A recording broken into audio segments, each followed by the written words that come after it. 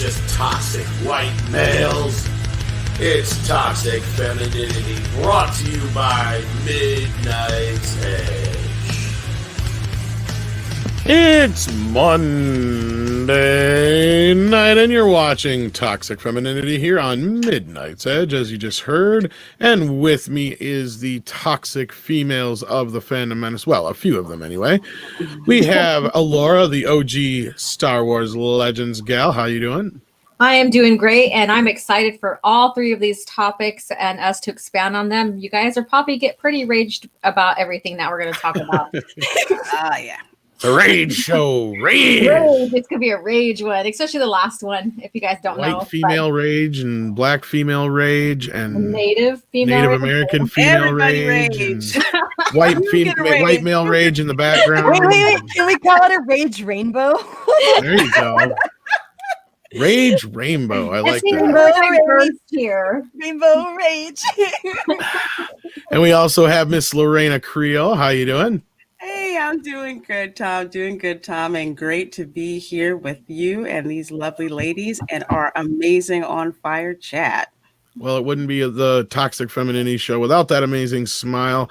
And of course, it also wouldn't be Toxic Femininity without our hostess with the mostest, Miss Mary B. How you doing? I'm good. I'm ready to go ham on a lot of these subjects tonight. These people can suck my lefty. Seriously. It's gotten so stupid out there. It is so freaking stupid. It burns. It really burns. Nah, fuck them in the left ear, man. I'm over We it. got two Doomicorns already. Wow. One from Terminus Est and one from Culture Casino. Let us have it. Doom. Wow, I'm feeling it today. Awesome. So I guess let's not waste any time then. How's that sound? Let's get right into the news, ladies, since there's so many awesome things to talk about.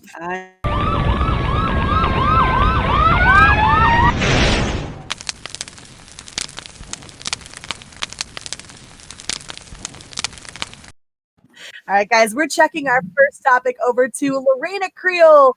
She has the skinny hip on the Gal Gadot sitch. Word. Yeah, Sitch is putting it mildly. Twitter has lost their ever-loving damn mind. So for people who do not know yet, Gal Gadot has been cast as Cleopatra. Woo! I love it. Yes, I love it. Just a little backstory. I liked the movie of Cleopatra that had Elizabeth Taylor in it. I just do. I just loved it. And I loved Egyptology so much as a kid. It's like I would study it in school. I would write reports for it, all of that. Mm-hmm. But the hate, and I'm not putting it mildly, the hate that Gal Gadot, mostly Gal Gadot, Patty Jenkins to a lesser extent, but mostly Gal Gadot is getting on Twitter. And shout out to Data Racer 117, because he is an intel ninja gathering this stuff together about what these SJWs are doing when they just lose their freaking minds and put it on the internet. You got to ask yourself how long it takes him to sift through and find this stuff or whatever, because he puts together pages of this content. Oh yeah. Like this is crazy. It is legitimately crazy. You know, it's like a hive. And I've looked in some posts like this before, and it's kind of like when you find one, it's like rats. You find one, you find another, you find another, you find another, and they're not very far from the colony. So it's like you don't have to go far. I think if anything, Data Racer is probably just like, I can't include all this crap that I'm finding. Right. So I have to narrow it down. It makes me wonder if some of these people are just not the same account too. You know, Russian bots, all I don't know. Yeah. Some of it's pretty similar, but also there's some varying variance here in these takes here. Some people do acknowledge the fact that she's Greek, right? And then other people are like, she's black. Blah, blah, blah. So we'll let you get into it right now. Yeah, I'll get in. Hey, according to Daddy Issues. I keep getting screwed according to Daddy Issues because my brain lops off that end of it, and I always just see according to and think it's Christy. Fuck you, man. He keeps screwing with me. But Christy is here, see? Yay! We like that. Hey, girl. And we also have Miss Sarcastic Nerd as well. Hey, what's up, lovely? My girl, Good seeing ya. Good seeing ya. But yeah, there's some of them, there's a small percentage that are bots, but a lot of them who use the same vocabulary and their individual accounts, but they're all the same mind. They see or feel what they think is red meat to pounce on, and they just lose their mind. So the tweet here from Data Racer says Gal Gadot is receiving harassment for being cast as Cleopatra. SJWs are calling her a dumb white bitch and a piece of Zionist. Yeah. Okay. Yeah. Okay. First of all, you missed the mark. I can't speak to whether or not she's dumb or a bitch. She seems like a really nice person, but at least one of those words is highly inaccurate. So you very inaccurate. I'll put my taste spin on it a little bit later. She can't be dumb. She's special forces, right? She can't be dumb. Like you don't get to be special forces if you're dumb. No, I'm just saying. No. Seems like a sweetheart to me. It's just ridiculous. But then they go on. So woke culture being anti-Semitic while not knowing Cleopatra was Greek. Okay, so for those people who failed ancient history, okay, Cleopatra, her line, the royal line, okay, was Greek. And the person who founded the line was one of Alexander the Great's generals, I believe it was Ptolemy. So it was known as the Ptolemaic dynasty. Yeah, that's Macedonian Greek or whatever. Not Arabic, you idiots. Not Arabic. It was not. Egypt was not an Arab nation at that time. It was not predominantly Arab. It was a multicultural society. Don't get it wrong. Egypt was very multicultural. However, the royal family was Greek in the Ptolemaic dynasty. The reason it was so multicultural was because there were these like constant takeovers and like people coming into like colonial, like they would seriously colonize it like over and over and over again. This happened countless times. And so the reason that it's so freaking multicultural is because everybody and their mother kept taking shit over. Kept taking it over. Egypt was one of those places that was central to trade throughout the Mediterranean, even from sub-Saharan Africa as well. So you have Sudan, you have Ethiopia, you have South Sudan, all of that. So it was literally a crossroads of commerce there. So absolutely multicultural. But again, the royal family, whoever took over, whoever was the pharaoh at the time and their whole family, when Cleopatra was around, they were Greek. It was Macedonian Greek. Yep. Macedonian Greek. If you go into a history class and try to say that Cleopatra was African or of African descent, shoot, if she was of African descent, I'm a natural blonde, so no. It doesn't make sense either because okay, so guys all know I belly dance, and this is my picture here. My origin of belly dancing is Marquis, and that's Egyptian style belly dance. So they have Upper and Lower Egypt. A lot of their natives, they're not natives, but people there are light to dark skinned. However, again, there's that, like you said, there's that multicultural Mecca thing going on there because of the past relations, because of the Roman Empire, because of the Greek Empire, because of, then the Arabics coming over and then, bringing in their religion and stuff too as well. So, I mean, if you want to really nail down someone's origins in that spot, that's going to be so friggin' difficult. Just get someone that looks familiar to the region and stuff like Gal, and there you go. Well, just walk like an Egyptian. It would be what you would know as Mediterranean. And guess who's a good fit for that? Oh, Gal Gadot. Exactly. Exactly. And to put like a little personal spin on this, because you guys know I've researched my family. I've had to do DNA testing. I have a bunch of DNA matches from like Sardinia, Italy, Greece, Egypt, Libya. It's like, come on. All of that is mixed up there together. It's kind of like America without the democracy. Exactly. That's exactly like it. That's exactly it. And from like a complexion point of view, my great grandmother looks like Gal Gadot. Okay. you would never know. And she would get mistaken for white all the time in the Jim Crow South.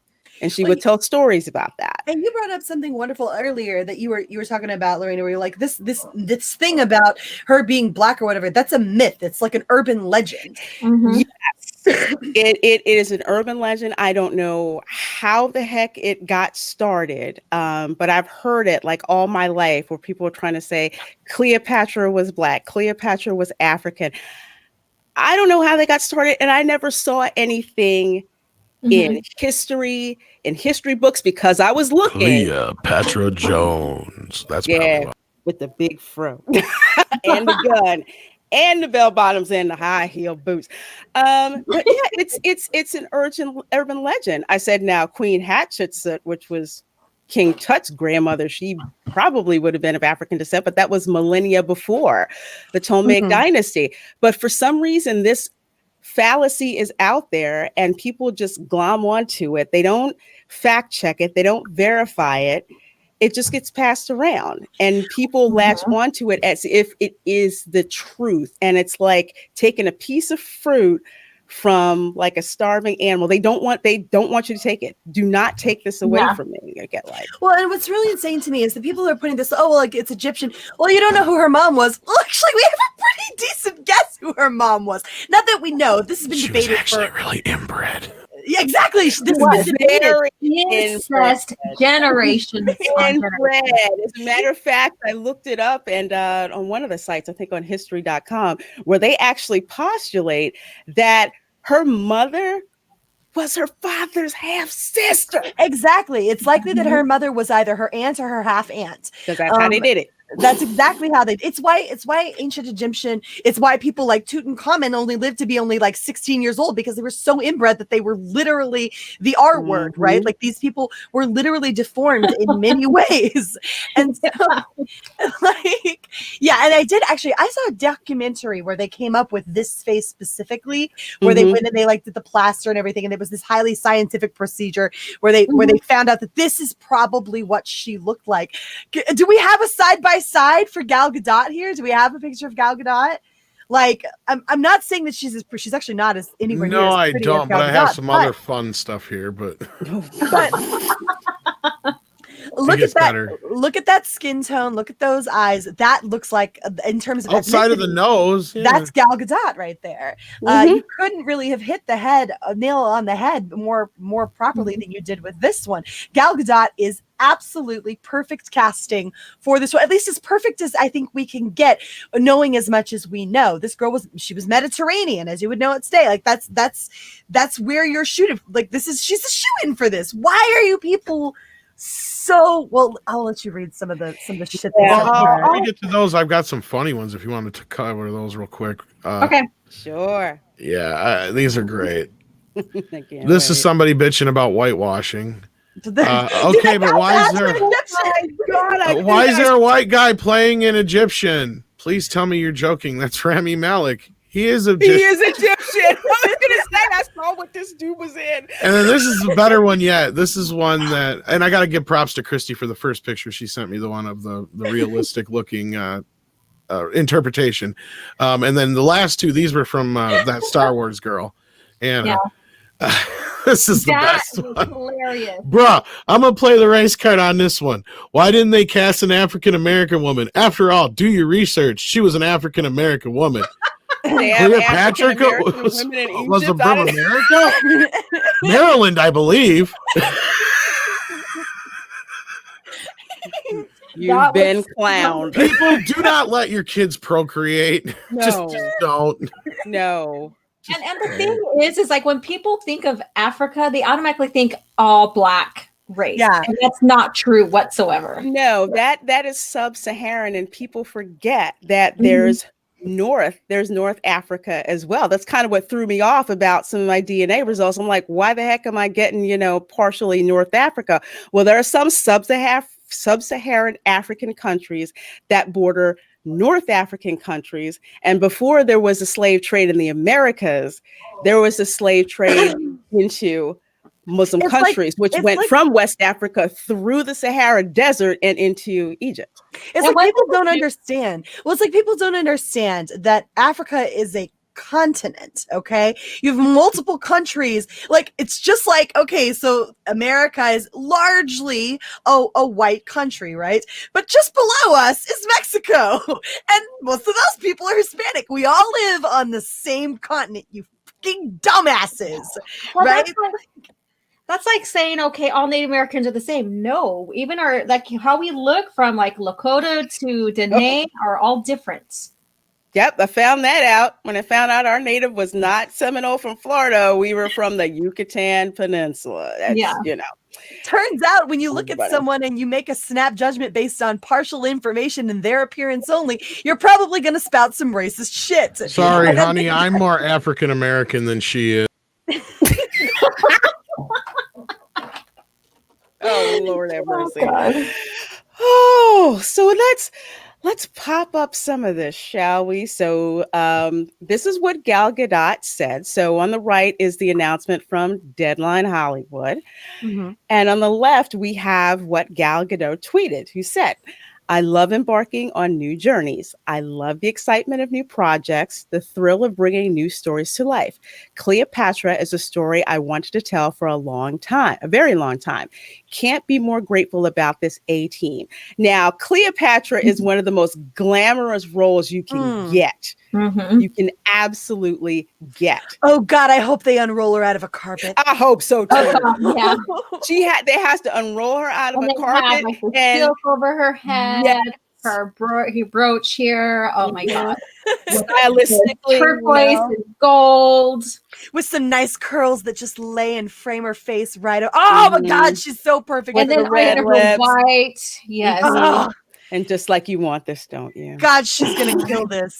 I can't freaking wait. I was just excited to hear about this, but you know, then the BS started popping off. So let's start with this first one here. You have at Gal Gadot die. Yeah. Eat my blink. You blink. Can I say it? Can I say it? Yes, go ahead. Eat my shit, you fuck face. Mm-hmm. Gal Gadot, I hate you, dumb bitch. F off, you colonizing war criminal ass bitch. Where did colonizing come from? Right? She's a colonizer. You know, mind you, you know, we're all settled now. You know, America's mostly rested and settled now. All the other places, there's not really any colonization going on, and yet she's a colonizer. Yeah, all right. She's Israeli, you shit. Like, this is just the ignorance of it. It's like you have to laugh, but at the same time, you have to. It's like, how ignorant can you be? I should say stupid, because it's not a crime to be ignorant. You know that you don't know, but at least you try to do better.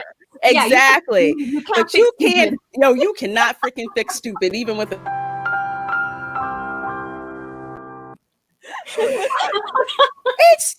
It just freaking gets worse. I hate your guts. F you don't deserve this honor, bitch. Cleopatra would rather die again than seeing this disaster. Bullshit. Cleopatra would, look, I'm sorry, but Cleopatra just wasn't that hot. Cleopatra would love to be represented by Gal Gadot. Hell yeah. You're an idiot. You are a complete moron. Every single one of us prays we do something in our life worthy of having a movie made about us, and that Gal Gadot's the one on the screen making us look pretty. All right, you're a fucking idiot. Every single one of us would give our left arm to see Gal Gadot represent us on stream. Go fuck. Absolutely.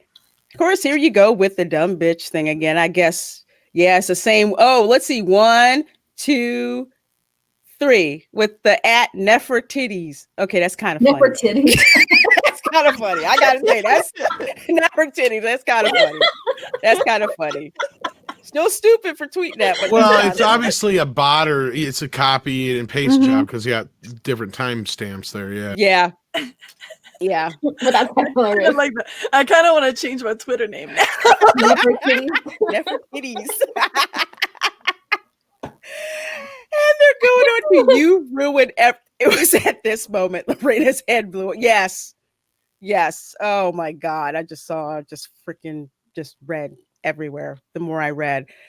And this one's like, you ruin everything. I hate you. You don't even know her. Dude, what are you talking about? She was the only thing at the beginning that freaking saved DCE, you idiot. Oh. Gal Gadot's the sole reason you still have any movies coming out of DCEU right now. You didn't get an Aquaman if Gal Gadot hadn't pulled that shit out her ass. Oh my God. Yeah. So all of these F ones we got going on. Then there's here, this one's my favorite on this page. Really? This basic, boring woman as Cleopatra? No woman of color was available? Isn't First of she all, kind every of person's a color. technically, kind of, sort of?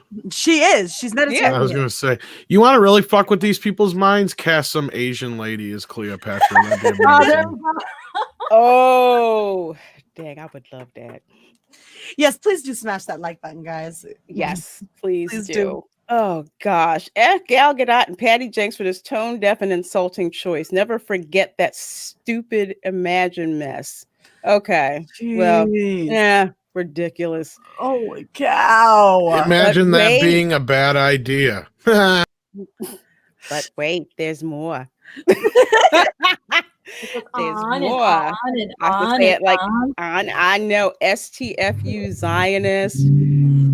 Girl, F you and Israel. Shut the F up, you Zionist. You know what? I'm thinking Wait, something. no, Israel. That's bullshit. Which one? Where? When they said "fu" and Israel, they're talking to her. That's bullshit because they're straight up anti-Semitism. Absolutely. Jamie's right here. Gal Gadot is technically Asian, I guess. Is this yeah. Asia Minor. Yeah. And Maverick is really upset. You guys are mispronouncing Gal Gadot's name. Gal Gadot. And sorry. we apologize. I thought you know what you know, and then when you know you do better. You know. Gal Gadot.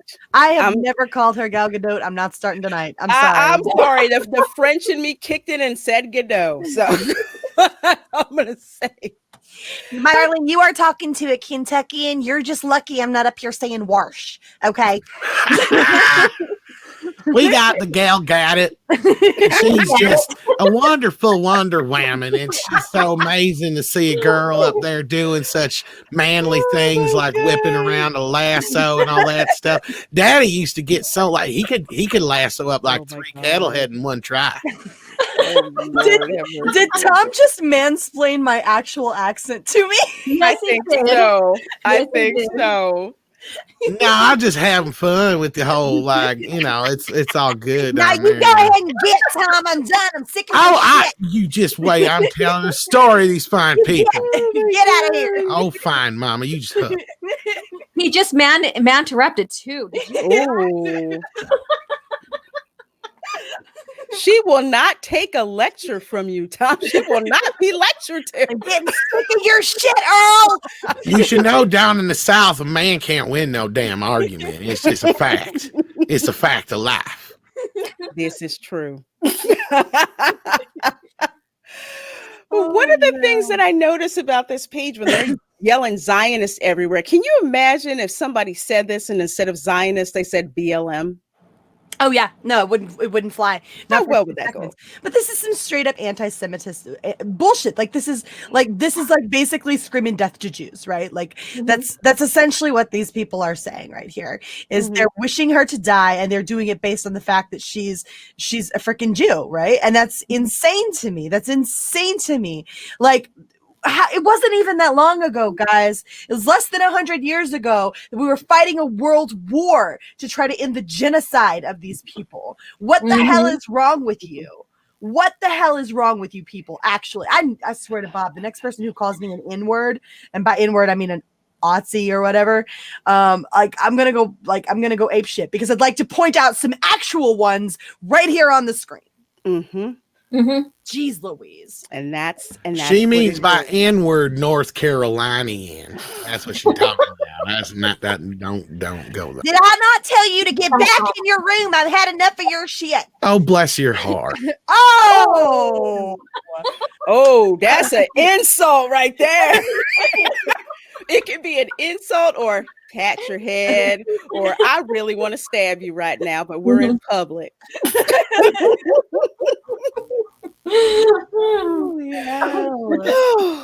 But it's just like, when did it become acceptable to be so blatantly anti-Semitic? I don't get it, because my grandfather used to tell, because he was over in Europe in World War II, and he told me things that he saw over there in concentration camps. And he was just like, I don't want to ever, he didn't even really want to talk about it. But I had asked him, because I said, I wanted to know, because I had friends at school who some of their grandparents got liberated from some of those concentration camps. And I had asked him, because something like that should never happen again. It should never be forgotten. But somehow in this country, the environment is just enabled for people to just do this same thing, and it's disgusting. It's all about privilege. These newer generations, they're privileged. They have not seen hardship. They have not seen struggle. They haven't had a huge major war. Most of these. Oh, did she freeze? Oh snap! We lost her. We lost the war. Oh no, we lost the war. Froze. There she goes. There she is. There she's back. I thought it was me for a second. Oh shit! Well, yeah, she is a better choice than Angelina Jolie, but no way. Angelina Jolie is much cheaper than Gal Gadot. Especially these. Or do you mean by like? Oh, never mind. Well, and Angelina Jolie is. I'm sorry, but she's just too old for the role. She's just not young enough to pull that off anymore. No, nothing against Angelina Jolie. She's still beautiful. She looks gorgeous, but she looks gorgeous for her age. But both of her fake boobs are beautiful. Those pixelated pointy boobs from freaking her Nefertiti. You don't think she's had a tit job? Go watch the movie Hackers, and then go watch one of her later films, and you'll see. Yeah, she has. It's a nice job. A quick shout out to the Culture Boss in the chat. Culture Casino's boss lady is in the chat. Love you, mama. Hey, boss lady. We love her to death around here. But no, it's really insane how everybody seems to have really lost touch with the fact that, and this is honestly the most recent example that you can get of like serious, crazy, full-fledged, like, fuck your humanity, you're not even a person instance that I can think of, right? Like, slavery was ended before this took place, guys. Slavery was ended before the Holocaust went down. And we're talking like I do not understand how people so readily forget that. How do you so readily forget that this chick is a person who is she's like Jesus Christ that went down there. Like, I'm trying to censor myself here to some extent, because I don't want to obviously discuss the horrifying aspects of this, but you all know what I'm talking about. How did these words escape the lips of people who are supposed to be socially progressive? What the hell is wrong with you people? How did this come out of your lips? I don't know, but it's like the people who claim to scream and shout and put their foot up someone's ass in the name of tolerance seem to be the most intolerant people when you say or do something that they don't like. It's so blatantly hypocritical. And what I was saying before I froze up is that these are privileged people. These are not privileged, but they didn't experience hardships. And a lot of these people were probably born after 9/11. So they didn't experience even the unity that happened after 9/11. Yeah, that's a weird thing to me. And honestly, this is just another example of the oppression Olympics, right? Like who they deem to be more or less worthy of your empathy or pity, and regardless of the actual facts that surround this particular issue, right? Let's go with the scenario that any of this matters, which, by the way, it doesn't, right? It really fucking doesn't. Because one of my favorite versions, and we were talking about this earlier, Lorena, was the version where they had Leia, what's her face? She was Hispanic in the role of Cleopatra. She did a bomb-ass job. I loved that. Yes. As a matter of fact, let me flip over there now.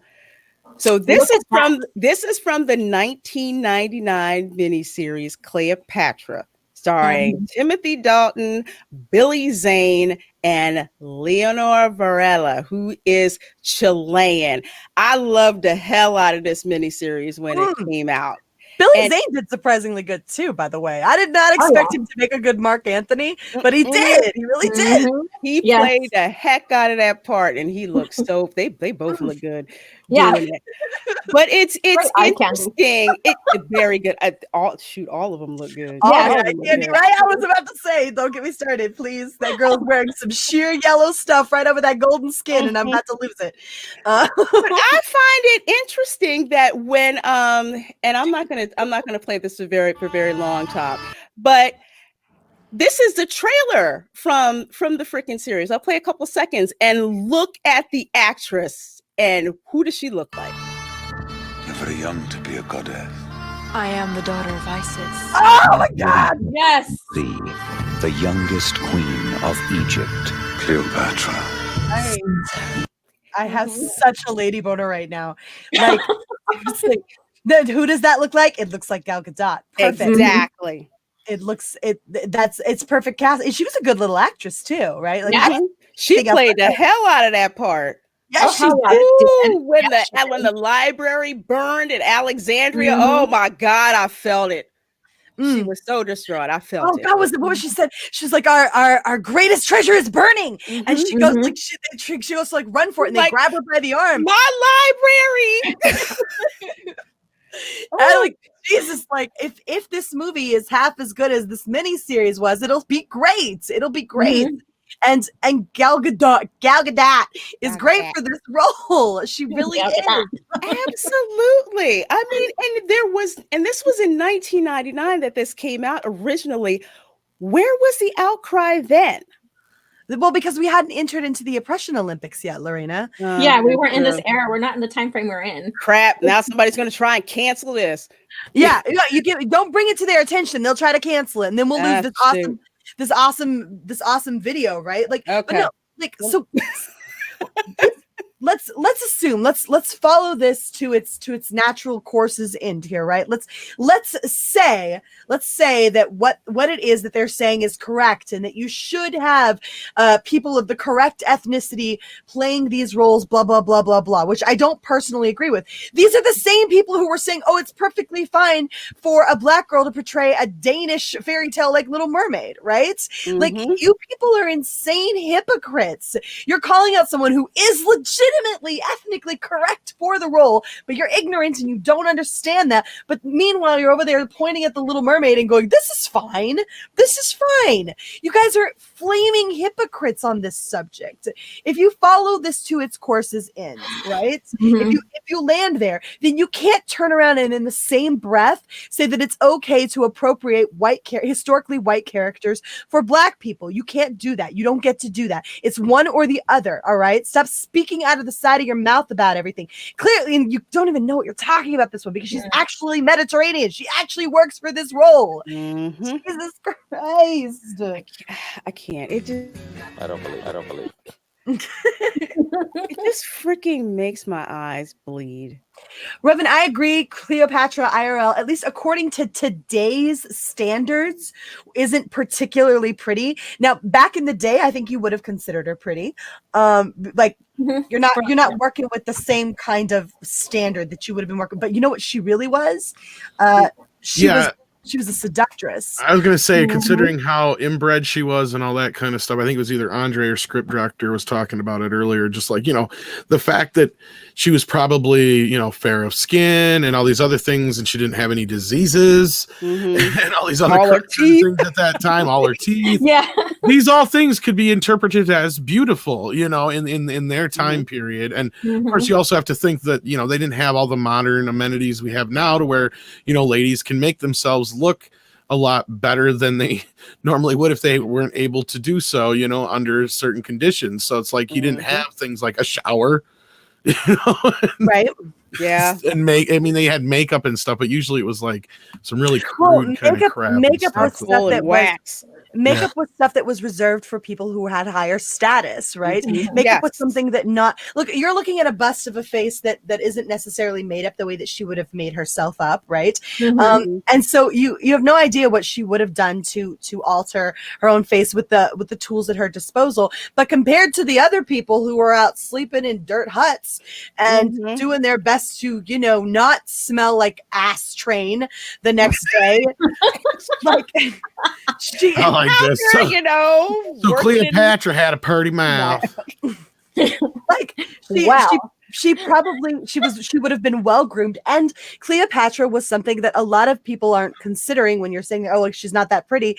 Yeah, but she was a seductress. All right, I've known a lot of chicks who weren't who you might not necessarily call pretty, but they could twerk, and so bam, like that was enough, right? Cleopatra was probably a twerker, and it went a long way for the girl. That, and hygiene. So yes, she had like all the royal amenities, like the rose petal scented bath, fresh water, not water that had been sitting in pots for days. She had like perfume, all of that stuff. Not the thing that your normal everyday Egyptian, working in the field would have. Absolutely. Yeah. You got to you have to think of like inflation, right? Everything's inflated. Now everything is much prettier than it used to be. But back then, the bar was pretty low. So are you saying that Cleopatra probably did butt stuff?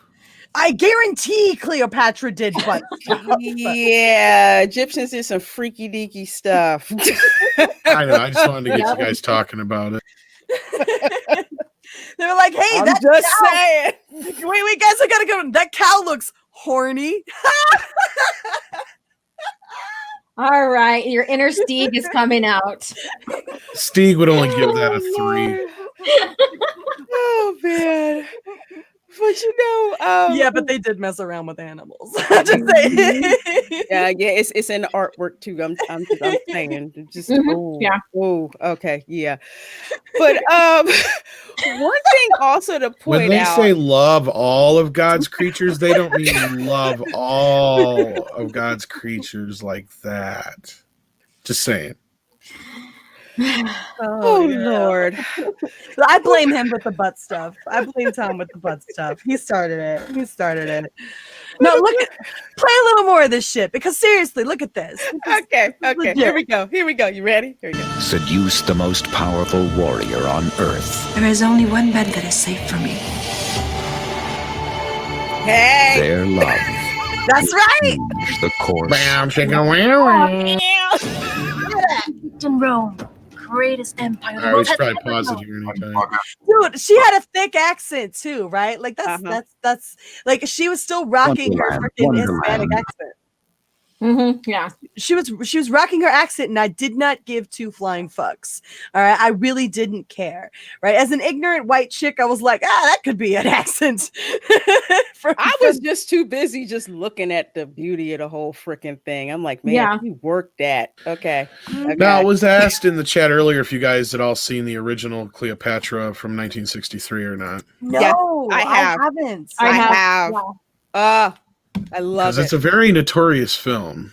It's basically the film that's, I wouldn't say single-handedly, but it's pretty much one of the films responsible for the downfall of the studio system, because it cost so goddamn much to make, and it didn't make a dime. yeah. Wow. Yeah. That'll be fine. And hey, look, you got Patty Jenkins running this new movie, right? I know. Like she really nailed Wonder Woman. She really did. And I can see her like Themyscira. When you went into Themyscira, you felt the culture of this island. You felt the Greek culture, you felt the influence, and you felt these strong women, right? And so I think this is a perfect pair up for something like Cleopatra. Like, this just makes sense to me. So why the heck are you not lauding the team up of 2 women who already produced something as epic as Wonder Woman, coming back together to give you Cleopatra? Are you insane? Are you Nick in the head? You have an opportunity to sit there. We could all be on the one fucking time. We could all be on the same page. Yay! You could all scream about women power, and I wouldn't give a shit, because Gal Gadot's Cleopatra and Patty Jenkins is directing it. Right? The one fucking time. You all gotta fuck it up because you're a bunch of fucking idiots, and here we are again. Why can't we get along? Why? Because you got people who just want what they want, and to hell with all of you. One of the things that seems to stick out to me is you have these people who are screaming about, how come a woman of color isn't cast? How come somebody Arabic isn't cast? You're trying to cast something from antiquity using who's there today. Yeah. And that's not That's not how this That's works. that's not how it works. It's significantly different. Like the atmosphere, like the culture, everything is significantly different from then and now. And going back into, my belly dance origins and stuff like that. If you want to cast truly someone from today versus and their culture and stuff versus back then, women have to cover up. Yeah. They do. Women don't have that much rights there right now. They don't. What were we joking about earlier? Goddamn hippies! What were we talking about? What was that? They're not people. They're hippies. People. They're hippies. Oh, these whiny harpies screaming rather than appreciating the fact that, hey, we're going to get another incarnation of Cleopatra, and the movie is going to be off the chain because Gal Gadot, I'm saying it anyway, is in it, and Patty Jenkins is directing it. And rather than basking in that and being excited about that, you want to whine about who they cast. You want to call her a Zionist. You want to just spew every anti-Semitic thing in the book just because you're not getting what you think that you're supposed to be getting. Yeah, keep your shit up. I'm going to start boycotting Black Little Mermaid. I was good with the Black Little Mermaid. I was good with it. I was fine. I didn't care. I'm like, just do the freaking movie. I'll just watch it and we'll see if it's good or not. But that's what you call open-mindedness. Is like, okay, let's see what you want to do with this fantasy, like putting a new character in and stuff. Where is it going to take it now? Is the story going to be a little bit different now because of the origins or whatever, and if it's good, then great. If it's not, then well, but there's no openness. There's no open-minded. It's very narrow, very hive mind here. They're not even happy that a woman's being casted and then women are, is help developing this film whatsoever. It's like you damned if you do, damned if you don't. I mean, like, damn it, you got a woman, like who knows the art of seduction better than a damn woman, right? Like Patty Jenkins coming to the helm of this is perfect. It's absolutely perfect. Absolutely. She nailed handling women in Wonder Woman. I believe with all of my heart that she can nail this as well. And that was one of the things I appreciated about Patty Jenkins. Do you remember in Wonder Woman where Gal Gadot was like, oh, a baby, right? Like where that moment of humanity. She sees the baby. She's never seen a baby before, but immediately her actual femininity gets to come out for a second, and she's a human while she's still this Greek goddess, and she's amazing and wonderful. You get to relate to her on a very human level, right? And that was something I always appreciated about Patty Jenkins, was that she never shied away from inserting, femininity into her female characters. Yes. Yeah. Like, I'm good with this. I'm so God. good with Let this. us have hyper feminine Cleopatra and just cut this freaking nonsense out because you look stupid. You look dumb. I'm with you. Stop being stupid. Night, Willie. Night, Willie. Night. It's crazy. Did he freak out over? Oh, I'm sorry. I was just trying to see if he. Yeah, okay. Night OG. All right. That's what I was checking. Willie, you fucking creep. And you know what's crazy? So I'm predicting this right now. Once this movie's created, we get to see it on whatever, however they cast it. Hopefully it's in the theater. They're gonna bitch and complain because it's gonna be hypersexual.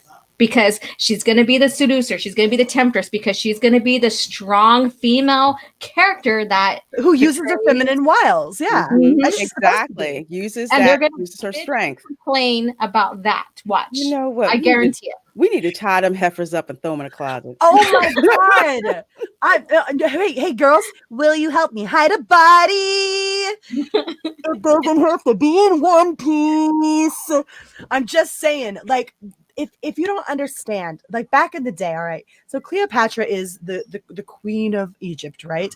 But she has her sights set on Rome, right? She wants her son to be the ruler of Rome, okay? She wants to marry these two countries together, and she wants to sit her son on the throne. And she is willing to undercut anybody who gets in her path and to use anything that is at her disposal. And frequently, that means using her feminine wiles. This chick was a cutthroat, okay? She was a brilliant mastermind. It got her ass killed, but she was the brilliant mastermind, all right? So to not portray her in that in that way that does her justice. What she is famous for being the seductress who damn near took over Rome through her feminine wiles, who nearly got her son put up on that freaking throne, right? She wanted him to be Caesar. That's what she wanted. That's She what wanted she wanted. Caesar. No. And what? She wanted his Caesar. Well, she got it too. You ever wonder if maybe he tossed her salad? Yeah, there you go. Wah, He wah. did something. Oh, great Odin's raven. Because he forgot all about his wife. Yeah, that pissed her the hell off too. Like this chick, that is what she did. She was cutthroat, and I'm sorry, but respect for Cleopatra, because like the same that I would say respect for that girl out on the pole, doing your thing, make your money, right? Like you do you, honey boo. Nothing but respect for Cleopatra. And so you wait, they're gonna get pissed about this. They are. Yeah, they are. She used what she had to get what it is that she wanted. And isn't that a universal story? I can fucking relate to it. Yeah. I used a spoon earlier to get some French dressing out of a jar. I'm just saying. Now, how many of you have seduced or has used your sexual prowess to get to your advantage? I'm pretty sure you guys have at one point. Oh, yeah. Don't you know there's other people who will use it? Like, no joke. I kept wondering. How do you think I got on this channel? I knew it. I fucking knew it, Tom. You fucking floozy. I mean, for real. One time, it's like I was new at this job and they put me up there to do a freaking major presentation. It wasn't because I was the most senior. It wasn't because I knew a whole bunch about the project. It was because of what I looked like. Granted, I was smart, but my boss told me at the time, flat out, look, we need to land this contract. You look pretty on the stage. You look pretty. You know what you're talking about. We're going to throw you up there. I'm like, don't hate the player, hate the game. Exactly. Boom. I don't think I'm confident enough in my sex appeal to do that. But I do recognize that there have been times that I was put on a pedestal because of my appearance, right? I'm not confident enough in it to like deliberately sway my hips, but that doesn't mean the sway of my hips didn't ever get me anywhere. And I do recognize that, but which is why I have mad respect for a chick like Cleopatra, because she freaking jutted them hips out a little more on purpose. She knew what she was doing. Work. And I'm not even mad at her. I'm not even mad at her. And you know, I've learned to sway my hips, shimmy my shoulders, and anything, you know, and that speaks a lot of volumes when it comes to, you know, getting your way sometimes. Yeah. I mean, maybe I had a couple extra doors opened for me because of it. I don't, you know, and that's not the end of the world. Like, girls, you know, recognize your strengths. If that was her strength, if that was what she had to work with, if that was what she needed to do, why are you mad at her? Why are you mad at her? Exactly. Why do you envy her power? Every woman has your own power. You just need to freaking find it. That's it.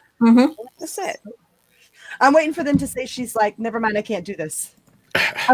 Wait, you wait. She'll back it. She'll pull a fucking. What did I say right away? That was one of the first comments I blipped up on the screen of mine. Is I said, how long do you guys think until she backs out? I hope she better not back out. Bob, that she doesn't. I hope that she I hope not. I hope she understands the history of this actual person well enough to know that this isn't something she needs to back out of. That she's not wrong. They are. I really hope she doesn't like. I really hope this isn't another fucking Halle Berry, I'm sorry, I'm not black enough moment. Like, I really, really hope that's not the case here, because Gal Gadot is the person for this role in today. Perfect person. Yeah. She's your girl. This is, if you're gonna do this movie at this point in history, Gal Gadot's the one you want for it. Perfect casting. Yep. Gal Gadot can sit on my face too, JB. Not right now. I mean, not now. I'm with, you know, but you know what I mean. Like, that just like came out of like left field. Anywho. Sorry, Andrew's gonna kill me. Ooh, yeah, yeah. People. I just had to She break the needs tension there. Yeah, she needs to learn from Gina. Yes. She needs to Yes. have some of that spice from her. Absolutely. But speaking of God, amazing Lorena! people, Lorena! I love that. that is awesome. Oh, thank you. I love that freaking Reface app. Yes. Yeah, It's that's fun. my favorite one from Kill Bill. Cool as hell. We should get to these super chats though. Matt G sent us a Doomacorn right as we got going for $1.49. And then Lee Jordan is the next one. Whoever wants to take that. Okay, I'll take that. Lee Jordan for $4.99. Who's the racist now? A bunch of idiots. Apparently, some of these people. Yeah, Can't fight racism with racism, but apparently they think they can. Yeah. So, all right, Terminus at $2. Thank you so much for joining us here. Miss here in spirit, so streams getting ghosted. Booga booga booga. It probably is because I fucked up earlier. We've been doing the Midnight's Edge in the morning thing, so I have to flip back between different StreamYards, and I forgot to switch back over to the Midnight's Edge After Dark one, so I accidentally started the Mead stream on the main channel before I noticed. So yeah, damn. So all for of like the 30 seconds. So I probably fucked this notification, and I apologize. So if you guys want to help the ladies out, I mean, there's over 300 of you now here, which is amazing, and thank you so much for showing up. But if you want to help share the stream out, that might help, because we're probably not so much getting ghosted as Tom fucking boomered the notifications. That's all right. That's all right. We forgive you, Tom, with your mansplaining bullshit. I can't see shit in front of my face, and I can't set nothing up. Excuse me. All right. I'm a man. I'm a man. He's a man. He likes the 81 with an Australian $5. Says Gal Gadot could be blacker than Malcolm X, and she'd still get abused for this purely because she's from Israel. Probably. Probably. But even then, that wouldn't be right. Like, I don't actually care what color the person who's playing Cleopatra is. You could make her white, black, purple, blue. I don't really care as long as she does the role well. I feel the same way about this as I do about Little Mermaid, or really any story, as long as they're the best person for the role. And Gal Gadot is the best person for this role. Exactly. And that's how things used to be. It was the best person for the role, who happened to be whatever it was that they were. Now the focus is on, what do you look like? Or it was John Wayne or Arnold Schwarzenegger just because, but just. Well, yeah. So Maldus Alver for $50. Thank you very much for supporting the channel that way. Everyone knows the most accurate Cleopatra was Lorraine White from the 1970 documentary film The Notorious Cleopatras. I don't know about that one. Check it out. I don't know. Yeah, I've never seen that, but I never have. I might have, because Egypt culture has always been my favorite to study and stuff since I was little. So I might have seen that. I might have. I've seen so many documentaries. Y'all might want to make sure it's not a porno. Yeah. Where's Rob with the porn music when you need it?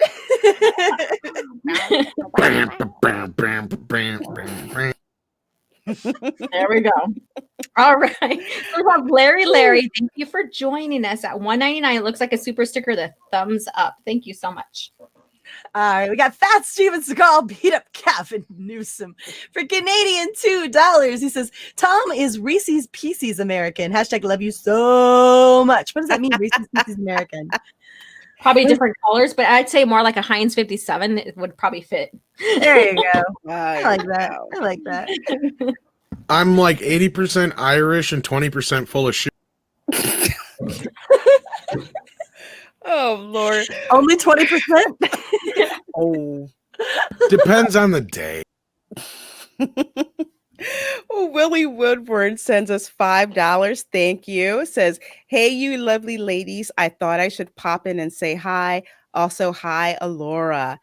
And also, it is Willie's birthday today. Oh, happy birthday. Happy birthday, Willie. I hope he didn't dip out so quick that he didn't hear us say happy birthday to him. We'll have to clip it. Yeah, well, at least go over to Twitter and wish him a happy birthday. Yes, that too. Yeah. Fat Steven, wait, this is me, right? I don't remember. I lost track. I think it is. Yeah, it's you. Oh wait, no, it no, definitely it's you. isn't. It's you. It's you, Laura. Okay. It's you, Laura. All right. Okay. Fat Steven Seagal. Is that Canadian or just $2? Because is it Newsom, California? Canadian $2. Okay. Canadian $2. It was at this moment, Lorena's head blew up. Yeah, it did.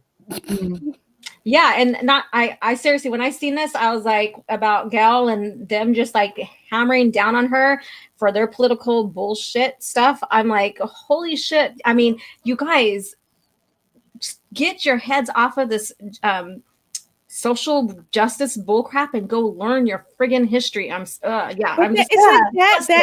like that takes discipline, that takes work, and that's why I wish we could go back to a time in this country when stupidity was shamed, because it's one thing to be ignorant and to improve yourself, but it's another thing to just be stupid, and people just seem to glorify and put on a pedestal being stupid.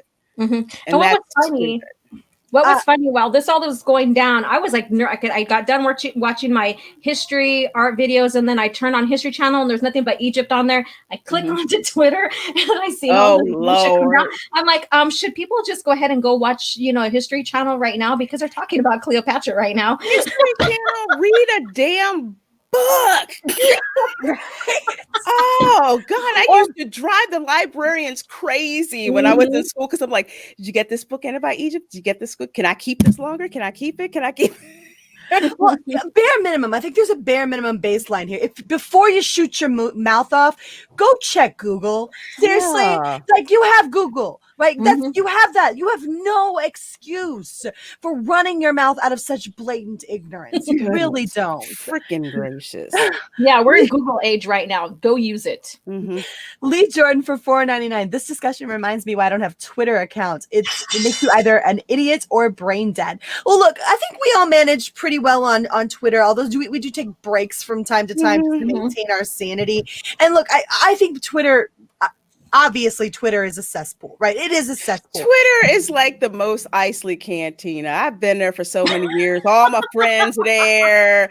My favorite dive bars are there. My favorite bounty hunters hang out there, Sometimes you have experiences like I had today. Like I ran across a lady who she clearly misunderstood a tweet that somebody said, and she called it blatantly sexist, right? Yeah. And she and I had it back and forth, and I was respectful to her, and she was respectful to me, and she relented at the end, and she was like, oh, okay, I misunderstood, right? Like, even though she had come on really strong in the beginning, like, don't just assume everybody is the devil, right? Like, just once in a while, give reasonable discussion a try, because you might wind up in a good place. It's still possible. Yeah. It's still possible. Because some people, sometimes they just get triggered, and you can tell they mean well, and it's coming from a valid place. Like, some people feel like they're being judged, and they're not overtly being, an ass clown by saying what they say, So it's the difference between engaging the person who's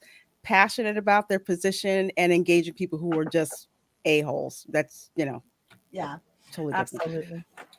Let's see. Where are we? Okay. Yes. Fat Steven Seagal. Hey, assistant, for a Canadian $2. Bruce Jenner for be Miss Cleo psychic transgender. Oh, not touching that one. Oh man. I'm leaving that alone. Yeah. Not touching that with a 10-meter cattle prod. You don't even want to rope it in. Not just a little bit. Nope. Nope. I'd rather deal with the horny cow. Nope. I would rather deal with the horny cow. I'm good. Oh my God. The horny cow. I don't believe you. Oh my God.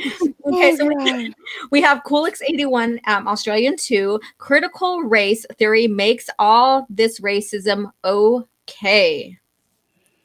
Nope. Yeah, that's a messed up. Don't get me started on that. It just takes a lot of serious mental gymnastics. Is all it really is. It's a lot of. I'll tell you what, if you want to see a show that really gets into a lot of that kind of stuff, check out Comics Division's show on Thursday nights. He does some great stuff on all that kind of coverage, as far as like how it kind of just the whole everything from the theory to the whole how things are going now to everything mixes in with media and everything. He does a great job, and it's definitely check out that show if you're into that kind of stuff. Yeah, I need to throw myself before the altar of comics division and be like, hey man, I like you. Let's hang out. He's a cool dude. Hasn't he had you on once before already?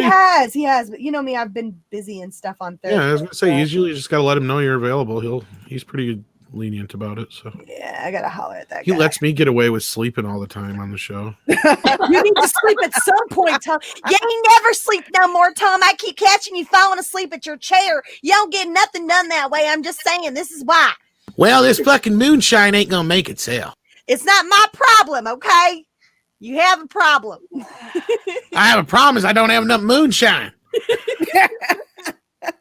I think he has too much. That's why he's passing out. I think that's the problem. It's just a little nap. That's a power nap, y'all. All right, I think it's my turn, right? Yeah, it is. Mm-hmm. Goddess of Win for $5 says, hey ladies and Tom, had to work tonight, missed me live too, wanted to drop some love, I'll catch up later. Oh, thanks sugar.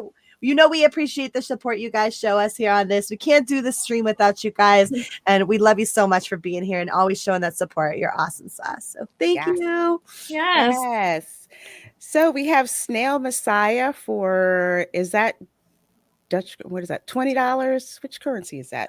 I don't know what DKK is. DKK. Yeah. I know it's not krona. It is krona? I thought they used the euro. Did they stop using the euro? I don't know. It could be like or is it Britain. Norwegian? Danish krone. It's the Danish krone. Yeah. Danish krone.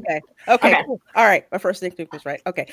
Marvel makes a black guy Norse god. All are silent. Yeah, I kind of raised my eyebrow when I saw that. No, I'm sorry, no, that didn't work for me. I don't care who the guy is. And they want historical accuracy, and that's what they're crying here. Yet it's okay when it's reversed, and just for the sake of minorities, I guess you can say, being hired. And I think that is very misleading, and that's dishonest right there. I think it's very dishonest. Exactly, very dishonest, and disingenuous. Why do you have to cast a black guy as a Norse god? Why? Why? When I go, if I see a Norse god, I expect to see a Viking. I expect to see a white guy. I expect to see someone who looks like some of my Viking ancestors from Norway. That's what I expect to see. Okay. What the hell's diversity? Well, I could be wrong, but I believe diversity is an old wooden ship that was used during the Civil War era.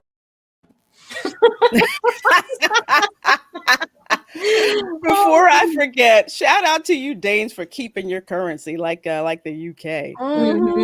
Yeah. Let's see. That's me right here. Okay. So Adam Wolford at $10. Thank you so much for joining us tonight.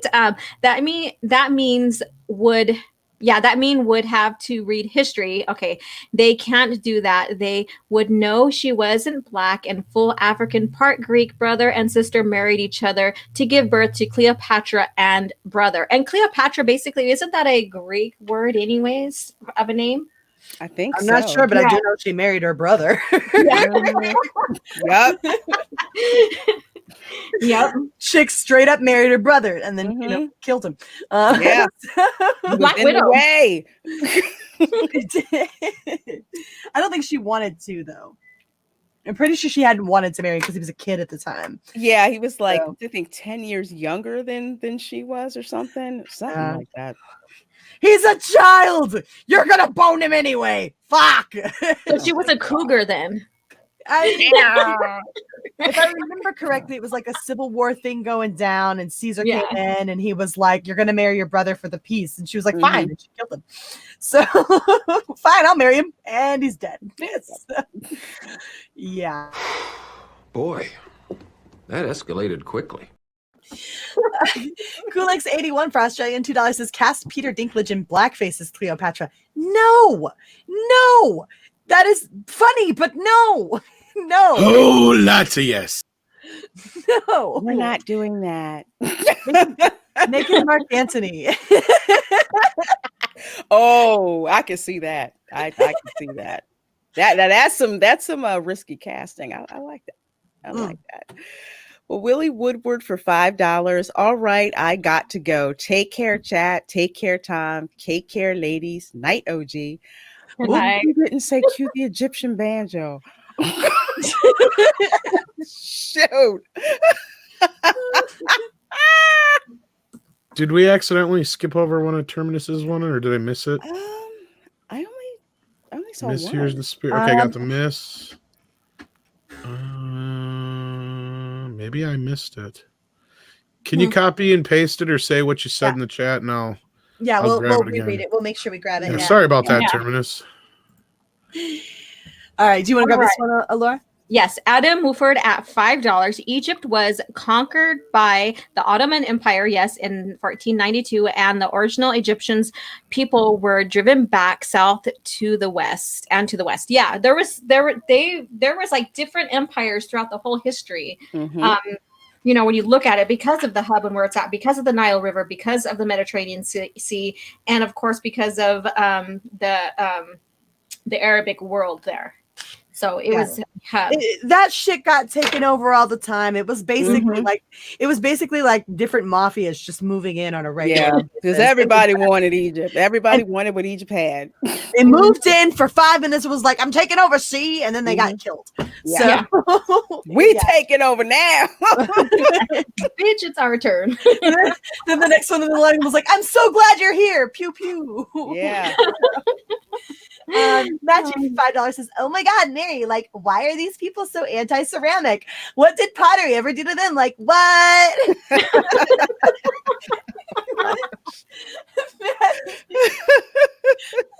Oh my God. And here's the Terminus EST or EST one. $5 super chat. These SJWs are not so well versed in Egyptology. They are well versed in eat shitology. Oh, boom, boom. I like it. This is why Terminus is in the pun club. This is why he's in the fun club, y'all. Lorena. Okay, here we go. All right, so Deranged Lunatic for $1.99. Thank you. She used her voodoo poo nanny a lot. I'm stealing that. Yeah, I'm stealing that. Voodoo poo nanny. You want Nefertiti's and voodoo poo nanny.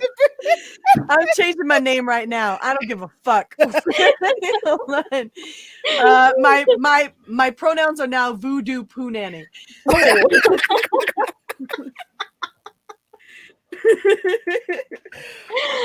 my gosh. Oh, yeah, that was.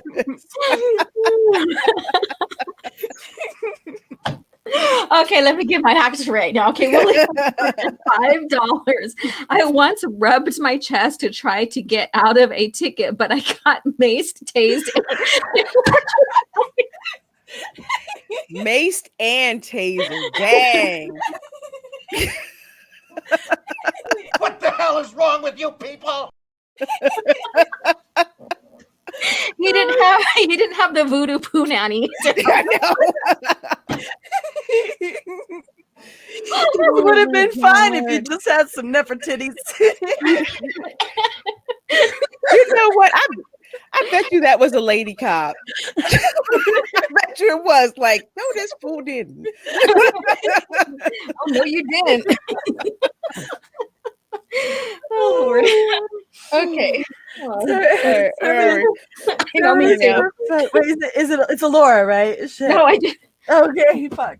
Feminist for $5 says Cleopatra would totally have a Caesar if she saw how the memory of her was being dishonored today. Oh, have a cow. Yeah.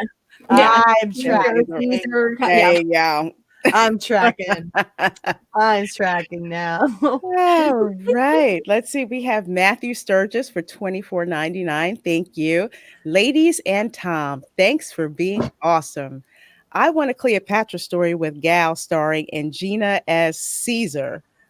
Also, are you guys familiar with the comics Fatale or Velvet by Brubaker and Phillips? Badass comics with female leads. I'm not familiar with it, but I would like to see Gina Caesar. Look, I'm just saying that porn writes itself. Oh God. Oh Lord. Tell me I'm wrong. I'm not. No, I'm right. I am right there. You know I am. That shit writes itself. Oh my God. I'm going to have to leave. I need a minute. She needs to go get a towel and stuff, Yeah. Like, Now stick her head in the cold shower for a little bit. I'm going to get some ice. Sit. Shut up, Tom. All right. Oh man. Who's next? You are Laura. No, it should be Laura because you just read that one, right, Lorena? Yes, I did. Yeah. Oh, Yes, I'm sorry. Laura. See what happens. We have so much fun and we lose track. I know. Where are we? All right. Here we go. All right. So Matthew Sturgis at $24.99. Thank you for joining us. You're swinging cod. Yeah, you're swinging cod sugar. Well, that didn't sound right. I know it did. Hey, phrasing! Laura's rocking the whitefish.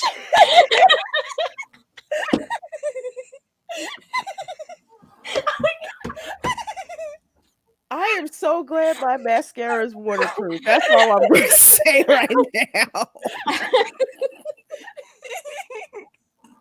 Wow, this is quite extreme. All right, so swinging cod at $5. Thank you for joining us. Pre-Ottoman invasion in the 1400s, the Greek were a Celtic-looking people. They could have casted either a Rooney sisters and been right. I don't know who the Rooney sisters are. I don't either. I'm sorry. I'm sorry. I'm so hung up on swinging cod. Oh, Laura, you're swinging the cod. Holy crap. I'm so sorry. Oh, Mary, you may have to put that on the wheel of obscenities for shenanigans. Yes, we need to all be off that one too. That's hilarious. Larry for 10-12. What? Oh. Does anybody else remember that 10-10-2-12 call and collect shit? Do you remember that? No. Never mind. I'm an idiot. Oh, just ignore that. Yes, I remember it, but Hey, see 10-10-2-12. That was how you remember it. It was 10-10-2-20.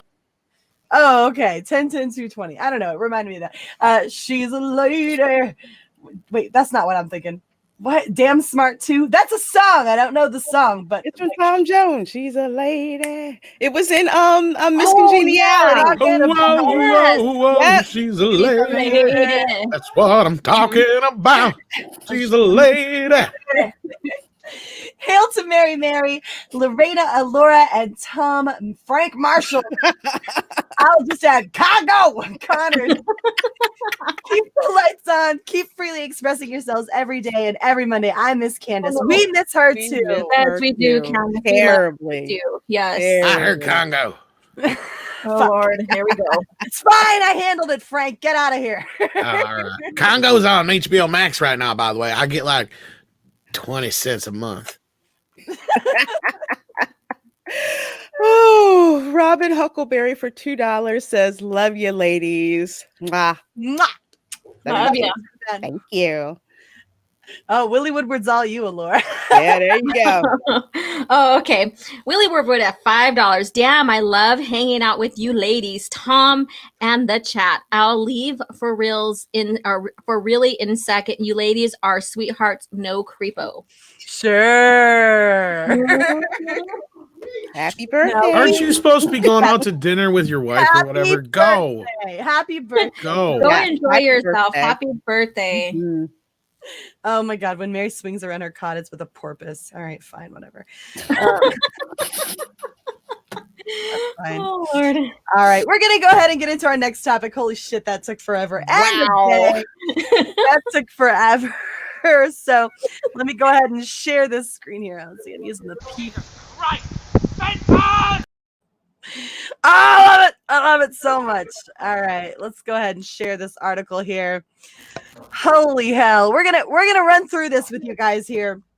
So if you don't know who Bill Burr is, he's a stand-up comedian. He was actually on The Mandalorian for one show, one episode. And I actually like the guy. He's pretty hilarious, right? He's also not PC. And what I mean by not PC is he says some fucked up shit sometimes. And to the betterment of the world around him. We all laugh when Bill Burr talks because it comes from a real place, right? That's the best kind of comedy. When comedy comes from a real place and you can identify with it, you look at it, you go, I know what he's talking about. It's fucked up. Ha ha ha. Right? Like that's what comedy is all about. So Bill Burr was on SNL this previous Saturday night, and a lot of women got their panties in a twist over this shit. So the comedian was criticized for his jokes about cancel culture, white women, and Pride Month. So let me go ahead and throw out my white woman in my bi card. I am the person he was talking about, all right? And I'm not offended, so everybody else can just shut the fuck up. We're going to get into this. Bill Burr is in the hot seat after his controversial opening monologue from last weekend's episode of Saturday Night Live. During his sketch, the 52-year-old comedian didn't hold back as he made blistering jokes addressing cancel culture, white women, and Pride Month. Not long after taking the stage on Saturday night, Burr jumped into a joke about how people are literally running out of people to cancel. They're going after dead people now. They're trying to cancel John Wayne. It's like God did that 40 years you ago. could just play the audio if you wanted. We could. Yeah, we could do that. Let's do that. Cue the audio. Who was that? He gave you permission. He gave you permission. That was Lorena, I believe. What? Yes, that was me. Holy hell, Lorena. We got to talk, girl. I need a young priest and an old priest.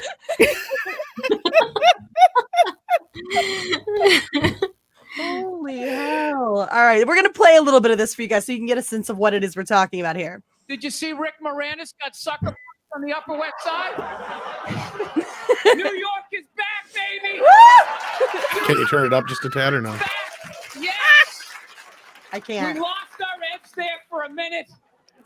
City started looking like a giant Bed Bath & Beyond, and then bam!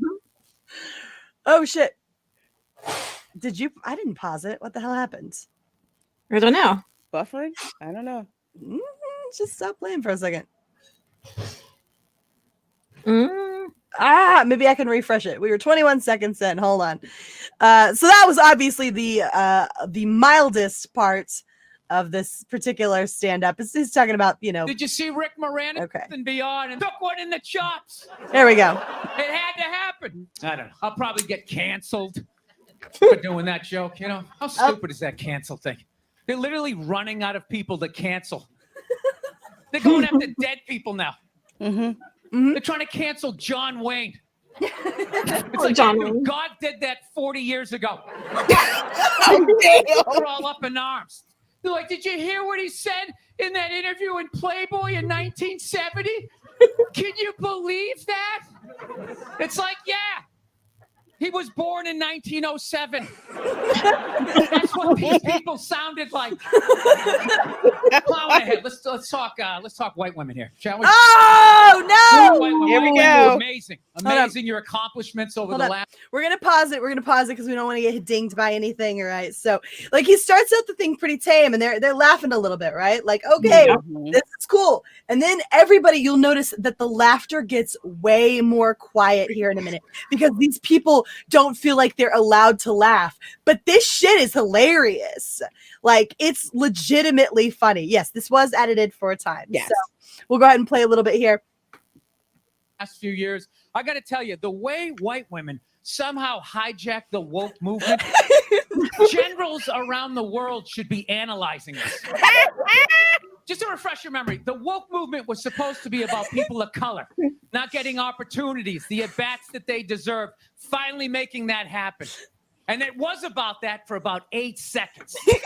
And then somehow, white women swung their Gucci-booted feet over the fence of oppression oppression and stuck themselves at the front of the line. I don't know how they did it. I've never heard so much complaining in my life. My God. I'm so hard with my SUV and my heated seats. Oh my God. What it's like to be me.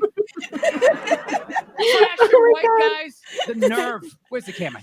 I'm sorry. I had to rewind that part like 3 times because I was laughing my ass off.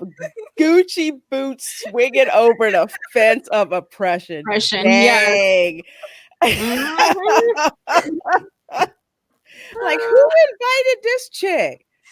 It's true.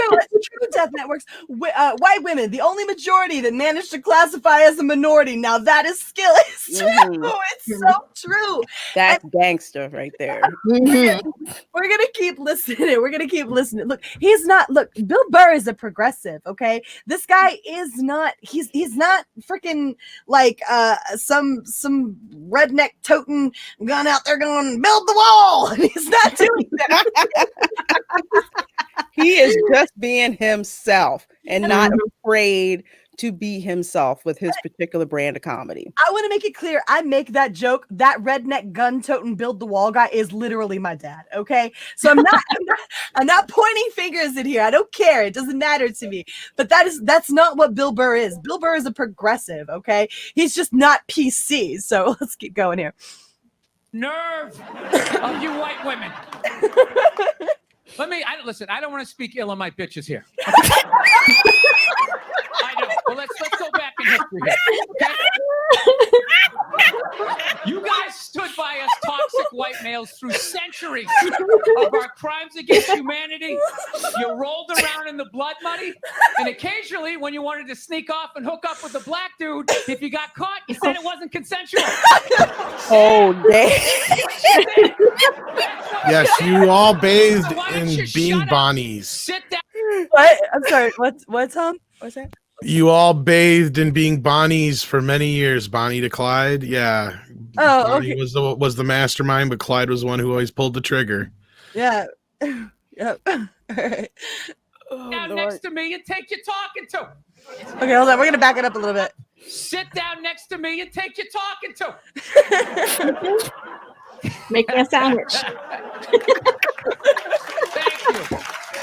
Oh my God. That is amazing. And you have to understand, right? It's not like he was equally calling a bunch of stuff out, right? Like he was literally saying, sit down next to me. This is a progressive statement. Sit down next to me, a white man, and take your talking to. As if the white men need to be get a talking to, right? Like he is progressive here. He's not asserting that there's not something worth being talked to about, but he is asserting that white women go up to this shit, straight up appropriated it, which they did, right? Like, and he took shots at non-mask wearers at the beginning. He was like, "That's right, go kill your families, right? Less idiots running around, right? Fewer people to breed." Like he was completely middle of the road with his slapping people in the face here, right? It's just only one side got upset. Yeah, they did, and. The glorious thing about comedy, especially like when you go back in time when it was just pure truth, we got to laugh at ourselves for stupid nonsense and even the friggin' crazy like stereotype jokes. It brought a sense of humility and humbleness to everyone because we all have our faults. Absolutely. Like, and you should be able to laugh at yourself. We're going to try to get through this article pretty quickly because mainly I want to focus on the shit people said to him. All right. So Bill Burr, he called out white women for ignoring their own contribution to racial oppression. The nerve of you white women. You just heard it.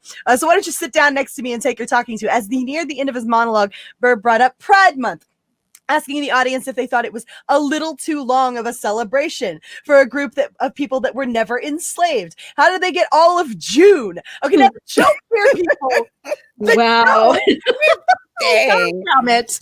Well, I have to explain this to people. The joke is that black people got fucking February, which is like the coldest shit. It's horrible. It's overcast. It's terrible. The sun goes down at 4 p.m. Everyone's shivering and it only lasts 28 days, right? Black people got that. Gay people got fucking June, right? 30 days has September, April, June. Okay, so they got 30 fucking days of sunshine. So everybody could run around in their underpants. Oh, that was glorious. That's funny. He just pointed out something funny. That's the joke, but gay people got pissed. So because we're oppressed too, right? So everybody got pissed off. White women got pissed off, and gay people got pissed off. I'm both of those things. Go fuck yourselves. Gay people are so not oppressed. That the entire statement of them is coming out of the closet. They're coming out. They're everywhere. They're flamboyant. All the words that describe gay people. I don't understand where they could even think they're being oppressed in any way. I don't get this anymore.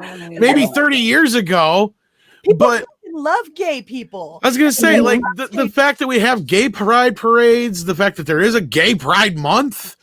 I mean, how can you feel oppressed at this point? Seriously, at what other point does anybody tolerate a man running around in his skivvies with his hairy ass legs? Nobody does that shit for straight white men. I'm sorry, I'm not going to tolerate it. I'm a straight white man. If I go out dressed like that right now, I'm getting looks. Okay. Nobody really wants to see that. But when the fabulous guy goes out and does it, everybody's like, oh, it's cool. He's gay. Like, fabulous. If I grow a mustache right now, everybody's going to look at me funny unless I talk with a lisp. Okay. I'm just telling you the facts here, folks. It's just the way it is. Poor Tom. So we're gonna point to some of the shit people said here. So and notice this is all white chicks. Well, one of them is a black chick, but look at all the chicks that get pissed off here. So Karen's, yeah, it's the Karen League coming out. I'm gonna put in my best Karen voice. Who told Bill Burr he, a straight white man, should try to tackle homophobia and racism in the worst way possible in his SNL monologue? Okay, Wyatt Woods. Oh my god. You look like fucking Brie Larson if I ever see I can smell the Rodeo Drive from here. Made it about 1 minute into Bill Burr's SNL monologue before I had to change the channel. In this cultural moment, SNL really should thought the best choice for a host was a white male stand-up ranting about cancel culture. Like, seriously, lady? Like, for real? I don't. I'm so no way. offended. I so can't. I can't. Bill Burr's monologue segment reply. White women wasn't anything to be celebrated. Is that what that means? WW wasn't anything to be celebrated? And I'm again disappointed at black folks aligning with gendered insults just to take digs at white women. That whole segment was misogynistic trash, just like the Karen nonsense. Okay, so it's a Karen. problem if we don't laugh along with you, because black people should all laugh at the same thing, right? How dare some of us find this crap funny? She's just mad that they pointed out the truth, though. Really, I mean, Bill is one of the first guys to really bring this to the forefront. Like, you know, I got to give him props for thinking about it, because I never really thought about it that way before. But he's right. White women have stood by, lied, cheated, killed everything for white men to do some horrendous fucking shit in history. Oh yeah, I'll bring up Rosewood. The reason why I'm bringing that up is because of the part in his routine where he said, you know what, you're stepping out with the black guy and you get caught, and it's just like, oh, it wasn't, consensual. That whole massacre of the town of Rosewood, the black town of Rosewood in Florida, which I know where it is, the reason all of that killing of black people started in that town because a white woman lied and said that she was raped by a black man and she was basically sleeping with a freaking neighbor. I'm willing to bet that 75% or better of most black violence in that time period was probably because some white woman lied. I don't think that's something that you can realistically. No, but think about it though. 9 times out of 10, when some black guy got lynched, it was because he either looked at a white woman the wrong way, spoke to a white woman he wasn't supposed to talk to, or like, Bill pointed out, they got caught, and what was their first defense? Oh, he raped me. I agree with you. I'm not comfortable putting a number on something like that. I don't care. I'll still say it. But I will say definitely. I know because my grandfather used to say that too. They were just like, you don't, you're not caught out there. You don't look them in the eye. Don't get caught in that particular situation. That was actually real for them. But yeah, like Karen, I can't put a number on it. But yeah, I'm not trying to put numbers, but my point is I'm trying to point out is how the Karens of today don't realize how bad things used to be. Oh yeah, I got the weird part. Here's the weird part about all of this. These women are getting personally offended over something that shouldn't have anything to do with them. It doesn't apply to you. Were you out there? Were you the one who was like, "Oh, I'm gonna go sleep with this black guy"? And was that you? Then why are you upset? Because you know what? They have to insert themselves into freaking everything. So they can say, "Oh, we're great people." It's just like no one asked you to insert yourself. Y'all sound like a bunch of horny white teenage men. The only white women who are pissed off about him making statements like this are the ones who identify with the exact thing that he's talking about, right? If you're out there claiming victimhood because you're some white chick, it hit home for you, and maybe you realize that maybe this isn't the best way to act, and he's able to joke about this, and it is a joke, right? But if you're getting offended by this, if you're being offended by this, maybe you want to take a hard look at yourself. I'm just saying, like, maybe. And you only proved his point. That's the crazy part about all of this to me, is all you managed to do at this point was prove his point. He gets a joke. I saw a tweet earlier, full credit where it's due, Todd Michelson. He says, Bill Burr makes valid points about cancel culture, trying to cancel everything in sight, then delivers jokes designed to prove that exact point. And Twitter took the bait. Comedy is not for you. Line and sinker. Comedy is not for you. It's about you. Man up a little bit here, people. Calm your tits. All right. It's a fucking joke. It's a fucking joke. Relax a little bit. And these white women, the reason why they're doing it is because it's cool and it's in fashion to be, oppressed. And so they because there was a point in time where y'all weren't thinking about being oppressed at all. Yep.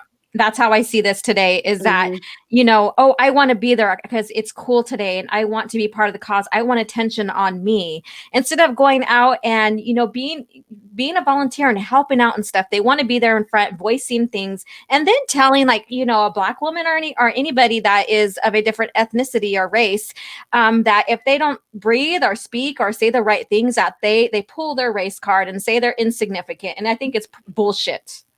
And I guarantee you, Bill Burr doesn't give a fuck. He went out there and he killed that shit. You think he's worried about? Look, he knew when he walked onto the stage, he was like, "I'm probably gonna get canceled for this." He knew when he said this shit that they were gonna go for his nuts, and he does not give a fuck. No, the best comedy is when you are an equal opportunity hater. Exactly. No one is safe. Just when you think you're safe, I forget what comedian said, "Oh, don't worry, I'm getting to you soon." Yeah. And look, let's just ignore the fact that he balanced this out completely, right? Never mind. And again, like I said earlier, the only people who are getting pissed off about this are the freaking crazy woke crowd. But let's ignore the fact that he balanced this shit out, that he pointed at everybody. He pointed at non-mask wearers. He starts. Yeah, he did. Kill yourselves off, right? Like he pointed at everybody. He had no qualms about any of that shit, right? But he doesn't care. He went out there. Never mind that fact. We'll just ignore that he did everything. Let's just all get crazy over here. Let's just get crazy and start pointing out this specific segment and this specific segment. Calm your tits, man. This is ridiculous. Calm your Nefertitties. Calm los tetas. Yeah, like Sander Hammerslag here, he pretty much probably concealed his fate on ever coming back to SNL again. But you know what? And he knew that probably. And he's like, fuck it, I'm going to throw everything I got into this. And you know what? He's getting so much publicity and so much press by this. A lot of people who never knew who Bill Burr was before this. I've known him for years, but he was one of those underground comedians as opposed to like a headliner. But now he just basically put himself just everybody knows who he is now. You're right, Sandra. It was a once only appearance, and I guarantee you he crossed that shit off his bucket list and he moved on. Yep. I guarantee you that's what he did. Like he said it when he walked in. He's like, "This was a dream," and I guarantee you he knew he wasn't getting because he. I think Star Wars was the same way. I bet you $5 that's how he got away with all those lines. He's like, I don't give a fuck if I come back. I'm gonna say this shit.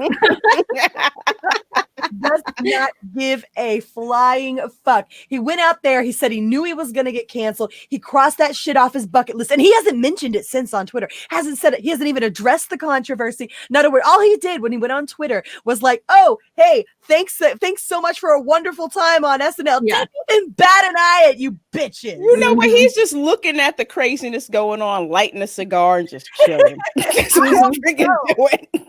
He's lighting the cigar and throwing the flame and letting it catch on fire. All glorious, walking away. Gotcha. Got him. And for all of the women getting upset about the bitches remark, that was the fucking joke. You idiots. That literally was the joke, right? You're not supposed to call them bitches, but that was a joke. It was a fucking joke. Like, here's one for Bill. Koalas in the rain, koalas in the rain, no fucks given, koala. Okay, yeah. Perfect. It's absolutely perfect. So, yeah. I think we ran that down pretty well. You ladies have any other comments you want to make on it? I just thought it was glorious, and it's a breath of fresh air to see the classic comedy coming back and addressing all this bullshit, and and calling it out. And I just loved it. Yeah, learn how to take a joke, people. Get a grip. Yeah, wait. For all you gays out there, it's a joke, not a dick. Don't take it so hard. They probably don't even get a dick. Okay, so I'm serious. Like, relax. Oh, wait, that goes for the ladies too. It's a joke, not a dick. Don't take it so hard. Relax a little bit. It was literally the point. If you're offended by humor, good. It means they push that boundary to and here's this was something we touched on earlier, right, Lorena? If Dave Chappelle had said this shit, nobody would have batted an eye. Oh, heck no. They'd be like, Dave Chappelle is a freaking genius. Yeah. It would have been well, I don't know about that. He got quite a bit of pushback when he did it. He did, but he would get much less. There's certain things he could have said that Bill said that he wouldn't have gotten pushed back for, though, like the Black History Month thing, probably. Right. Yeah. They wouldn't have had an eyelash about that. Nope, they wouldn't have said a thing. They wouldn't have said a damn thing. So I'm good with it. And you know what? I'm not offended. Being a white bi chick, I fit literally, and a no mask person. I fit literally 3 of the categories that he was slamming on, and I don't give a fuck. I thought it was funny. That was the thing. It was freaking funny. Yep. And that was the point. I laughed my ass off. It was amazing. Absolutely. All right, we got a couple super chats we're gonna knock out here. It looks like we got 2 here. 2, yep. Deranged Lunatic is the first one there. Yep. Who's up? Deranged Lunatic for $2 says, "You ladies are hotter than donut grease." Wow. I like donuts. I'm a fat kid. They're not people, they're hippies. God damn it, I wasn't ready for that. Jesus. So we have let's see. People, they're hippies. Oh God, I love Cartman. So Halo Strike for $10. White women somehow got themselves added to the Civil Rights Act in 1967. Very odd. Their suffering is on par with what was inflicted on the Black community from slavery through the 1960s. Yes, that is true. White women were some of the biggest beneficiaries of the Civil Rights Act. It's just not PC to say that, but it is true. Well, and that goes back to the point I said, like Bill brought up, is like white women have stood by men doing some of the worst shit in history and didn't say nothing. Didn't do nothing, and in fact, they invoked a lot of it, and that was the point I was trying to make. White women were completely comfortable with the system. White women didn't want, look, I realized that we got suffrage, right? But it was 1920 or whatever. Most of those women didn't want that shit, and in fact, refused it so hard that they didn't even vote against it because they didn't want to vote, and so they didn't vote against it, and then it went through because the ones who were willing to vote did vote. I don't want to fucking vote. It's too much thinking. My husband can do the thinking. Yeah. Seriously, white women were completely comfortable with their They were status. like back one vote for the whole household. That was Exactly. some of the stuff that I read. Yeah. Yeah, they were completely comfortable with one vote for the whole household. And a lot of their take on it was, oh, we are the ones who are shaping and molding these men around us, right? That's how we impart our ideals into the future generations because we're molding these young men, right? And they were comfortable with that aspect. They didn't want this change, right? So now they're bitching about it. Bitch, please. Back then you would have been in the kitchen making a meatloaf going, sweetheart, can I take your coat? Shut the fuck up. You didn't know. Shut the fuck up. I want a meatloaf. Meatloaf. Oh, Oh, Lord. Dolphide sends in a $2.99 super chat. Says, speaking of the tip. Giggity. Oh. Giggity, giggity. Giggity. And Terminus S sends in $2. Says, Chlamydia in the rain. Oh, I'm sorry. I see Fatal J every time I see that. Koalas in the rain, koalas in the rain. No fucks given. Koala, koala. I sing that so often. It's not even funny. Thank you for introducing me to that, Mary. All right, we're gonna pitch it on over to Alora. We're gonna knock this shit out. All right, you guys. So before I share the article, we know that, okay, ladies. So what do you guys know about the Force? That's not how the Force works.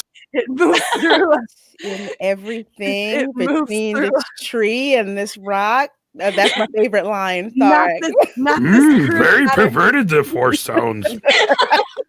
It surrounds us, it binds us, it penetrates us. Oh my God. Well, now, and see, since, okay, my window doesn't want to shut here. Well, the Force is not with me right now, ladies. So While you're doing that, Ava Units 4A sends in a. I said Ava. Eva. Sheba's blowing us kisses. Yeah. Shaking its booty and farting kisses. And hearts. All right. Did you get her there, Alora? I am getting it right now. I'm getting it right now. Get her done. I am doing it. Let's see. Dog's pooping hearts. Where did it go? What the hell you feeding that poor dog? Yeah. Jeez, oh peas. Now we can see all your private messages, woman. Okay, is it sharing the clip? Yeah. Okay, so here we go. So this is what's going on. We're getting into the article. So High Republic is now going to redefine the Force. And this is just a clip.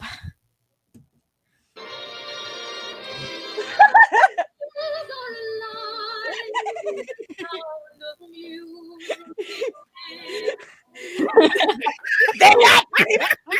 That's what it was. They're not people, they're hippies. That's what it was. They're not people, they're hippies.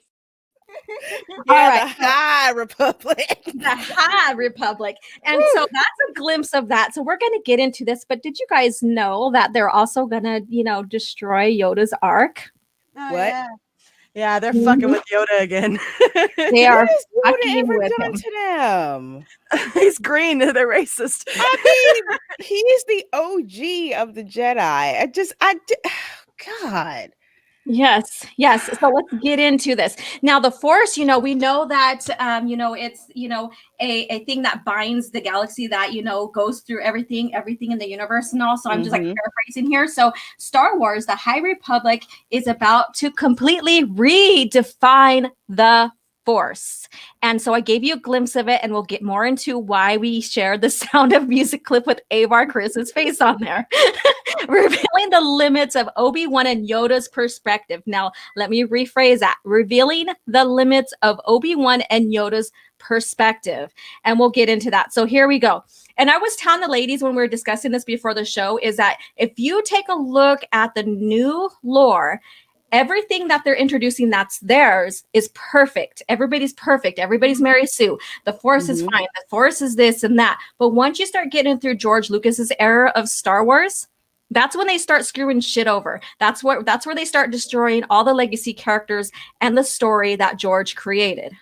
So you get through the PT, OT, all that, and then you get back into the ST era, or the post Return of the Jedi in their lore, and it goes back to perfect again with all their characters and stuff. So let's take a look at this. The upcoming Star Wars Transmedia Initiative, so Transmedia, there we go. The High Republic will redefine our understanding of the Force. Star Wars is a unique franchise, a blend of science fiction and fantasy unlike anything else. Well, no shit. Fucking hippies. I love it. God. Its central heroes are not just starfighter pilots, but they are also Jedi Knights, beings who are able to wield the Force. Well, you're kind of destroying the central characters here. The most basic definition of the Force was given in the story's very Star Wars movie. All the way back in 1977, the Force is what gives a Jedi his power, Obi-Wan Kenobi told Luke Skywalker. It's an energy field created by all living things. It surrounds us and penetrates us. It binds the galaxy together. So the Force is basically life. It's life-giving. It's the thing of the universe. For decades, every Star Wars film and tie-ins and that explores the Force has really expanded upon the definition. But it seems the story of the High Republic will explore how different people perceive the Force differently. You didn't have to use different and differently together like that. Completely redefined our understanding of the phenomenon. So the Force is a phenomenon. It's not a mystical energy that binds and surrounds us and penetrates us or them. It's now a phenomenon. Yeah, phenomenon. Well, that's the weird part, is that the Force is a constant, right? It's there whether you feel it or not. It wasn't a phenomenon that took place. Exactly. Yeah, it's a constant that whether or not you were super well acquainted with the Force or understood the feeling of it, when you felt it, it was still there, right? Because it was in everything. It was a part of everything. Yes. So go ahead. I'm sorry. Yeah. Speaking of the High Republic panel at New York Comic Con 2020, author Charles Soule explains the traditional definition is actually based on Yoda's perception of the Force. So we're getting into this now. So you guys, grab the edge of your seats, and be prepared. Other Jedi perceive the Force in different ways. So again, other Jedis perceive the Force in different ways. Actually, the Force was perceived very similar throughout the galaxy, even in different Force societies. You had the anti-monks, all of them, they perceived the Force similarly, even though they may have used it differently. And relate to the Force in different ways. One of the central characters in Soule's novel, Light of the Jedi, is Avar Kress, the bestest Jedi ever, who experiences the Force as music. So again, there we go. The Force as the sound of music. She calls it the song of the Force. With the sound of music.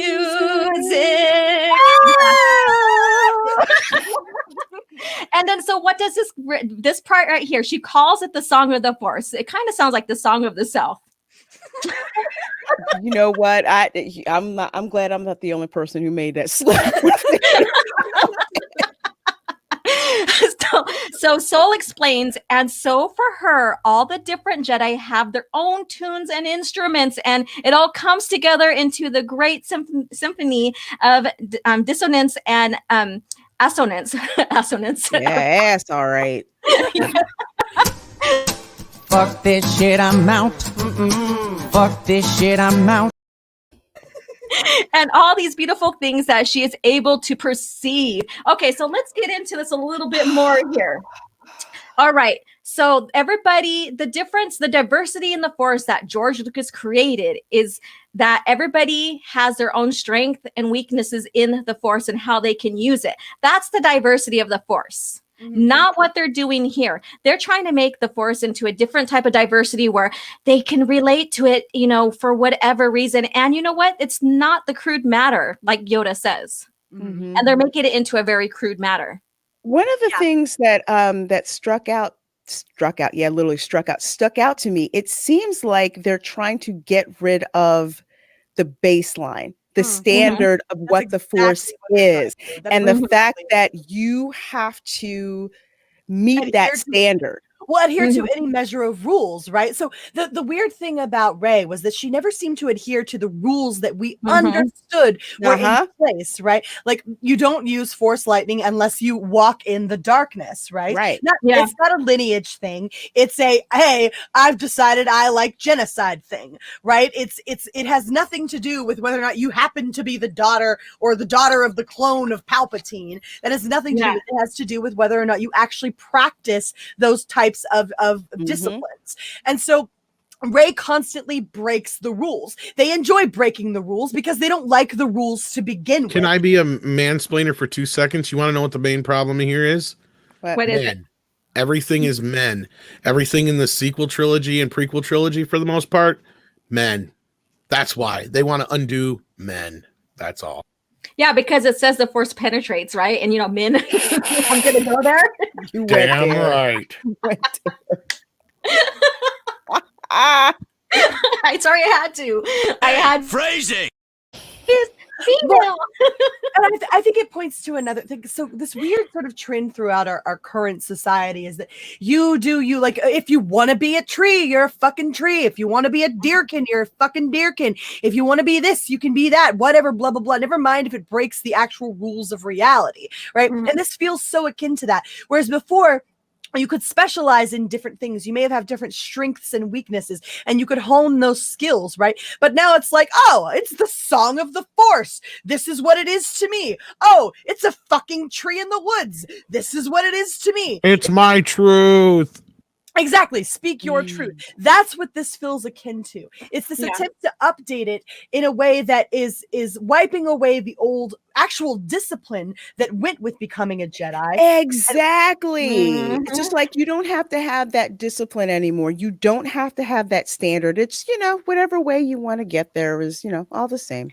Yeah, and so let's get into the Force being a Force now related to another Jedi here. All the other characters have their distinctive relationships with the Force as well. Their relationship is the Force, whether you practice it and stay on the light side or go on the dark side. And your relationship with the Force is basically your communication with it and how much, how your strength in it. That's not the communication. It's not like you say, a crude matter.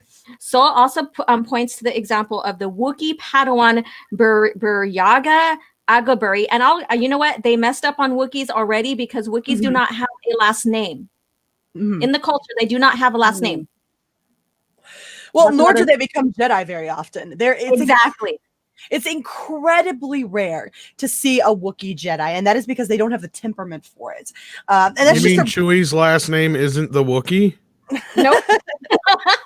Chewie the Wookiee. His name isn't Chew of the Baka tribe. No, he's Chewbacca the Wookiee. That's what he is. It's Chewbacca the Wookiee. Okay, go back in your corner now. Lord. All right, so this Wookiee here, and like Mary said, Wookiees were not common as Jedi because they get frustrated, they get mad, they get enraged when they need to protect who they love, care for, life, debt, and stuff. And you even know that Wookiees do rip off the arms of others. That's explained in A New Hope. Fuck A New Hope. They don't like that shit anyway. Yeah. And so this guy, Buryaga, it sounds like Boyega. Sorry. I'm sorry, but it does. Okay. Who sees the Force as a great forest with himself as one leaf of a great tree. That's some hippie-ish right there. They're fucking hippies. They're fucking hippies. They're not people, they're hippies. And I'm not going to play this video because it's not worth it. So we're just going to go over through the thing here. It's already just disgusting. I've been sitting on this for a couple of days. I've been meaning to do a video. So you guys watch out for a video. I'm going to do a video on this and breaking this shit down even more. The High Republic novels and comics are set 200 years before the events of Star Wars Episode 1, presumably.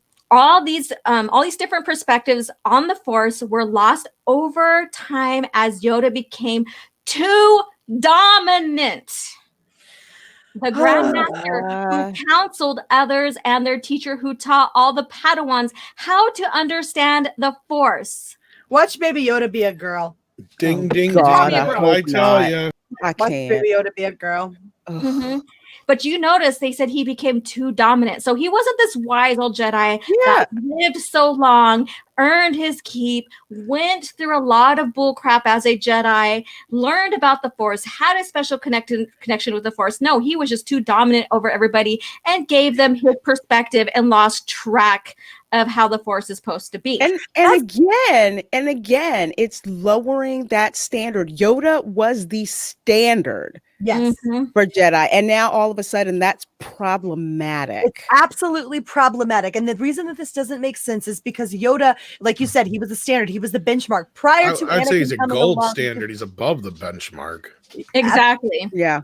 But before Anakin came along, Yoda was the highest midi-chlorian count, the midi-chlorian count ever, right? Christ, That's the here highest. we go with midi-chlorians. Okay, Tom, thank you.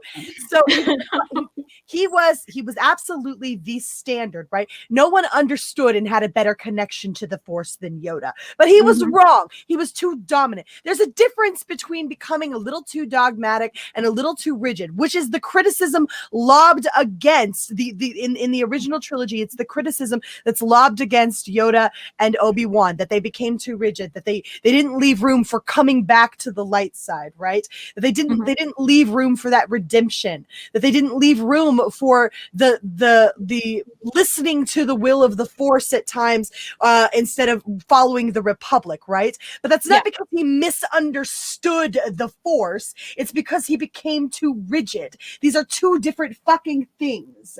Yeah, and they lost their way with the understanding of attachment, because if you know the lore and you go all the way back into like the way back into probably the past the Old Republic, they could have families.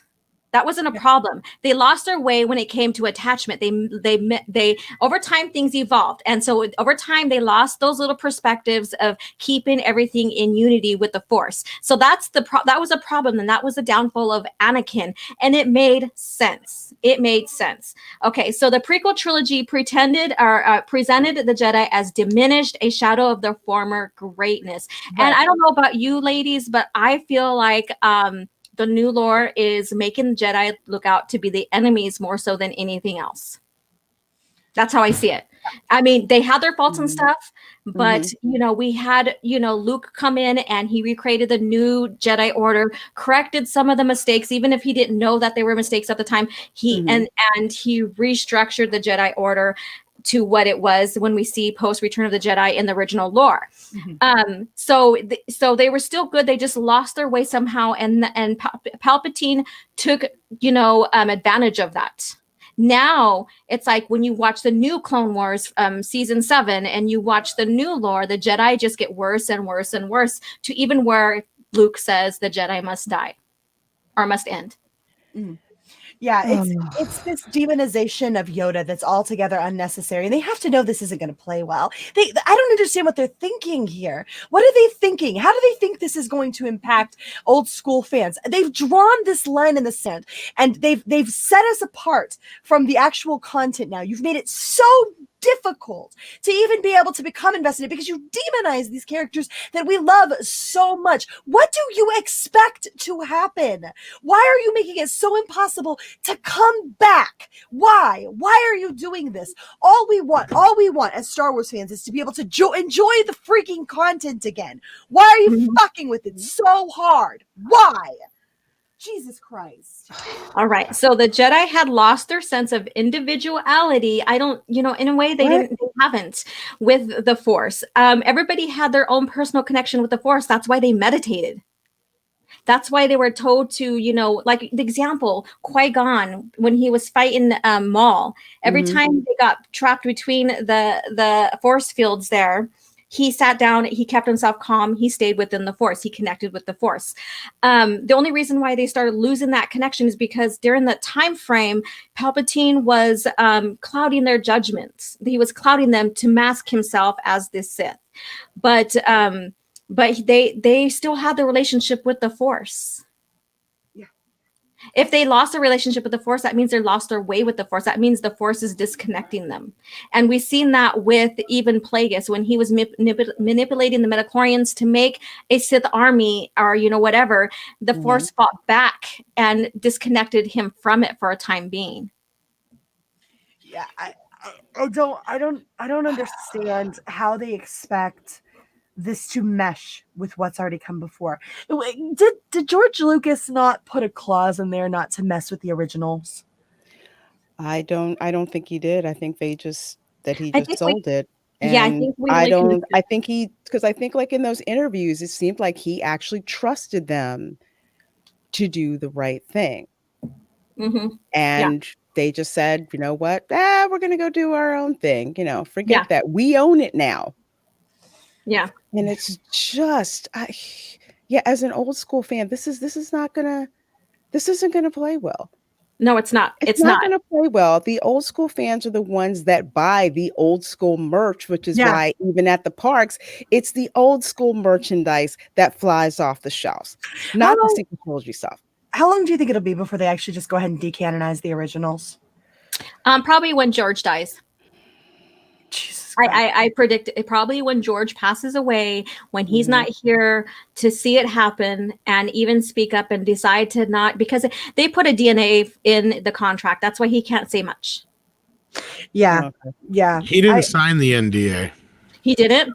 No. Oh. Bob Because Iger. I was in, I It's was in Bob Iger's book. They wanted him to, but he said no.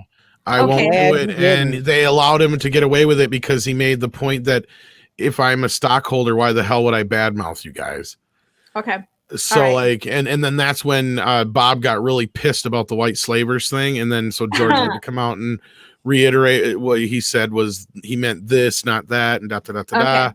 But yeah. And the other thing is and I have nothing to go on this other than Hitchcock and a few other directors have had stipulations put on certain films that like you can't remake, like couldn't remake Psycho till like 20 years after he died or some shit like that. Okay. Hopefully and there's certain something things like that. Yeah. And that's the thing is Kathy, has said, oh, we won't mess with them. They're George's movies. She says that, but I think that, and I brought this up a million times over, Disney likes money. Okay. Exactly. Yeah, if you think tomorrow they didn't know if they know for a fact if they could release the original versions of Star Wars, they would make billions of dollars. They would do it. I guarantee you there is a reason why they haven't, because we know that they exist because what's his face? Colin Trevorrow and a few other people said they went to a screening of the new 4K print that they had just put out of the original non-special edition version. Because and then that's what everybody called bullshit on George when he said, oh, to do the special editions, the originals don't exist anymore because we had to destroy the negative. And everybody's like, bullshit, George, you had to scan the negative to get the shit done in the first place. It's all there. It's like you're lying to people. Yeah. But no, I digress. My point is Disney would release it if they could. That's my whole point. Is if you don't think they could, if they have said fuck you so bad to George Lucas to this point, I really don't think releasing the original versions. I don't think they'd worry about pissing him off. Well, then also too, it's also like in 2013, Bob Iger made it even clear to George that Disney, the company itself, has every say in what they do with like any type of production that comes out of Lucasfilm. Because George was the one that I was always approving and having everything come out, and so he was saying that Lucasfilm, not or Disney, not Lucasfilm, has the final say of all the products and the movies that are coming out. So so Disney is a corporate; they want to make that money, and they will have the final say in anything that they do when it comes to any of their franchises that they have ownership of. Well, and look, folks, if you think you didn't like midichlorians, you better hang on to your butts, because this is a whole lot worse. This is a whole lot worse. This is absolutely quantifying the Force. That's what this is. If you didn't like that, quantifying the Force with the midichlorians, you better get preps, because that's exactly what this is here. Because in order for you to even have this notion of how it's different from person to person, you have to explore that. And so this isn't going to be any better than midichlorians going over with people. So and this is totally like the article itself. This is them redefining the force. You got a lot of fucking balls on you, Disney. You got a lot of fucking balls on you, and you're gonna piss a lot of fucking people off. Oh, they are. They're gonna lose money on this. Okay, I'm just gonna reread the sentence and go on. The Jedi had lost their sense of individuality with the Force, attempting to conform their own relationship with it to the pattern set by Yoda. So again, the pattern set by Yoda. So now, Yoda's being put in the same locker as Luke Skywalker and stuff. They're destroying him and hanging him up. Little wonder so many of them chafed under it. When Disney acquired Lucasfilm in 2012, they wiped the slate clean, well, no shit, and started again with the canon. Now, though, every book, film, and TV series is equally canon. So, mind you, so they're correcting their explained universe is equally canon to the movies. To this redefining of the Force is binding upon the Star Wars franchise as if it happened on the big screen itself. Again, as if it happened on the big screen itself. So they're destroying the Force. Yeah, they're going to write themselves into a corner here. They're not going to like where this puts them. But you made it canon, you fuckwits. So they're retconning it. So they can't change the movies just yet, but they're retconning everything in the movies with this. Everything as we know with the Force that explained. So it's not no mystical force that, Yoda says. That's just something that he pressed upon and dominated on against every individuality of the Jedi at the time of High Republic. So anything that had happened and the evolution of the Jedi when it came to Yoda, he dominated them and he pressed his ideology on them. So basically it's like the N-word. Like so Yoda is an oppressive patriarchal figure now. Oh my God. Yeah. That's what he is. That's what he is. Yeah, I think Steeg's right here. It looks more like they're ignoring the OT and prequel trilogy just so they can retcon it. And that's what I said. It's because there's too many men involved. You've got Obi-Wan Kenobi, Luke Skywalker, and Anakin Skywalker, all two white men. Yoda's a guy. Even sadly, Samuel Jackson's a guy. So like, you're going to get to a point like, it doesn't matter. It's like sooner or later it's going to turn from just white men to just men in general. At this point, it's like, well, they already are. It's a green man now. A green man's being thrown in there, and it's sad. And George Lucas wanted Yoda to be that mystery, be that mystical being that everybody replied, looked upon for wisdom, for guidance, for this. And so because he wanted him to be a mystery, he didn't want his origins to be told or explained, and he even made sure that none of the writers really fully fleshed out Yoda because he wanted him to be that mystery being. And now that's changing. The High Republic Initiative, and I like how they put the quotation High Republic Initiative, is possibly the most important event since the launch of the sequel trilogy. Okay, so I get this. This is what they're saying. So the sequel trilogy is redefining Luke and everything. And so that was very important to them. And it's retconning everything. And now this is the most important part of another retcon. Well, and for them to act like Yoda didn't have respect for different cultures and different ways of and acknowledging that those cultures legitimately access the Force is ridiculous.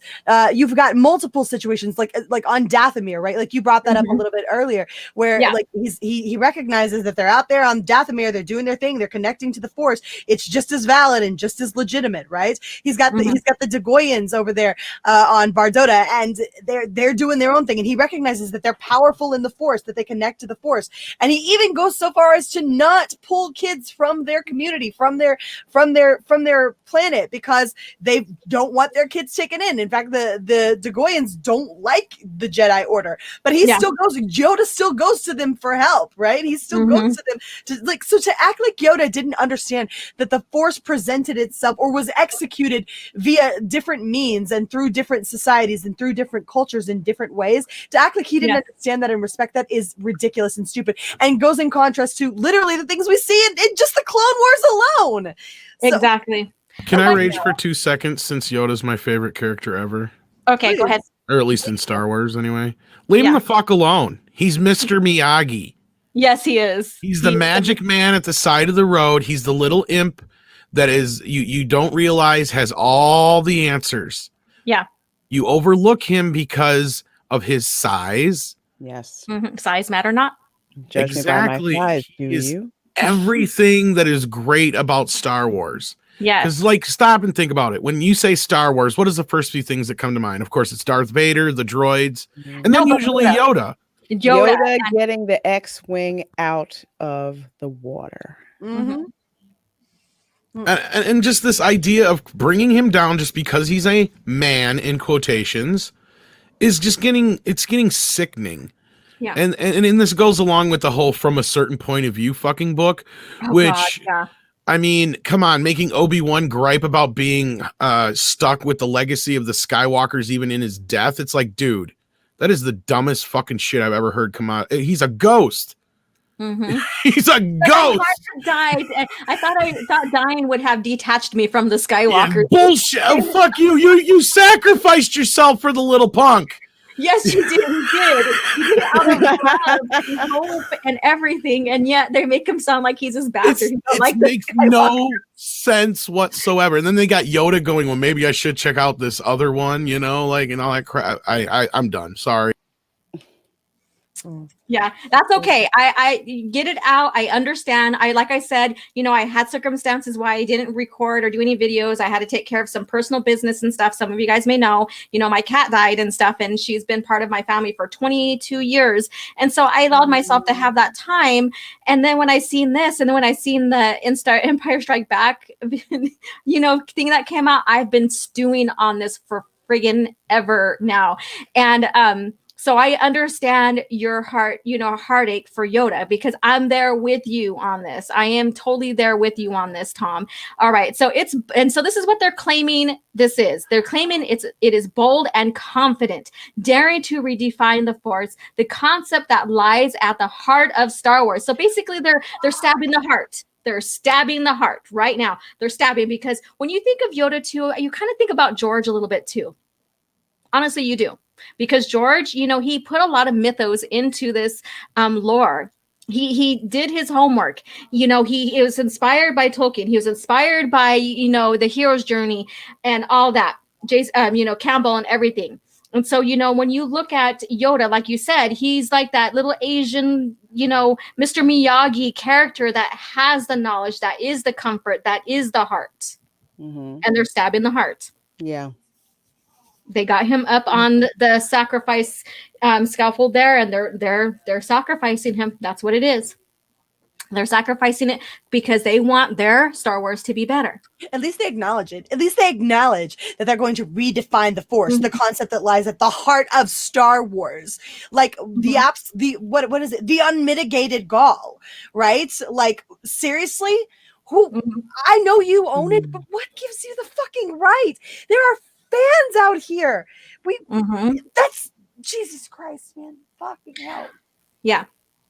And Tom, what did you think about when you seen Yoda summoning that lightning? And I still believe it's summoning Force lightning from the sky when you seen that, because that is supposed to be. If it's Force lightning, I don't like it. If it's just the idea that, Force ghosts can kind of probably manipulate certain things to an extent, I can buy that. But in the sequel trilogy, they have taken the whole light. And the reason they did that is more so to do with China. They had to make them less and less like Force ghosts. They couldn't even use the term ghost.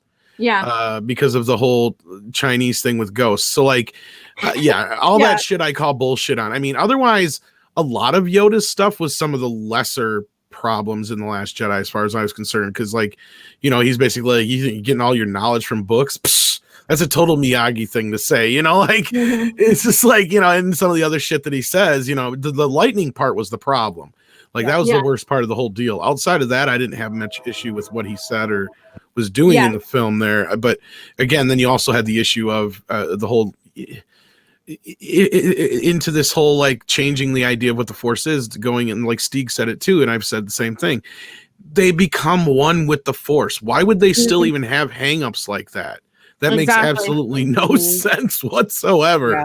But anyway, I don't like any of that shit in the sequel. And then Soul Assassin basically says Force Storm. So if you're privy with the lore, especially Dark Empire, Palpatine summons a Force Storm. And so is that and that's a dark side ability. So if Yoda summoned a storm and lightning from that storm to hit the Force tree, which doesn't make sense for Yoda, if that's a Force tree that's connected to the Force and supposed to be as one with the Force as he's supposed to be, why is he striking it with a Force Storm, which is a dark side ability, just to teach Luke a lesson?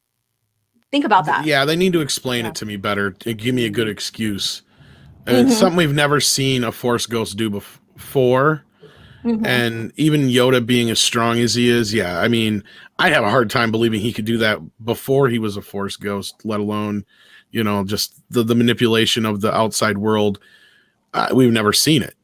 Because even Obi-Wan flat out says, if you face Vader, I cannot interfere, kind of thing. Said whatever that means. And yet they interfered and they possessed Rey.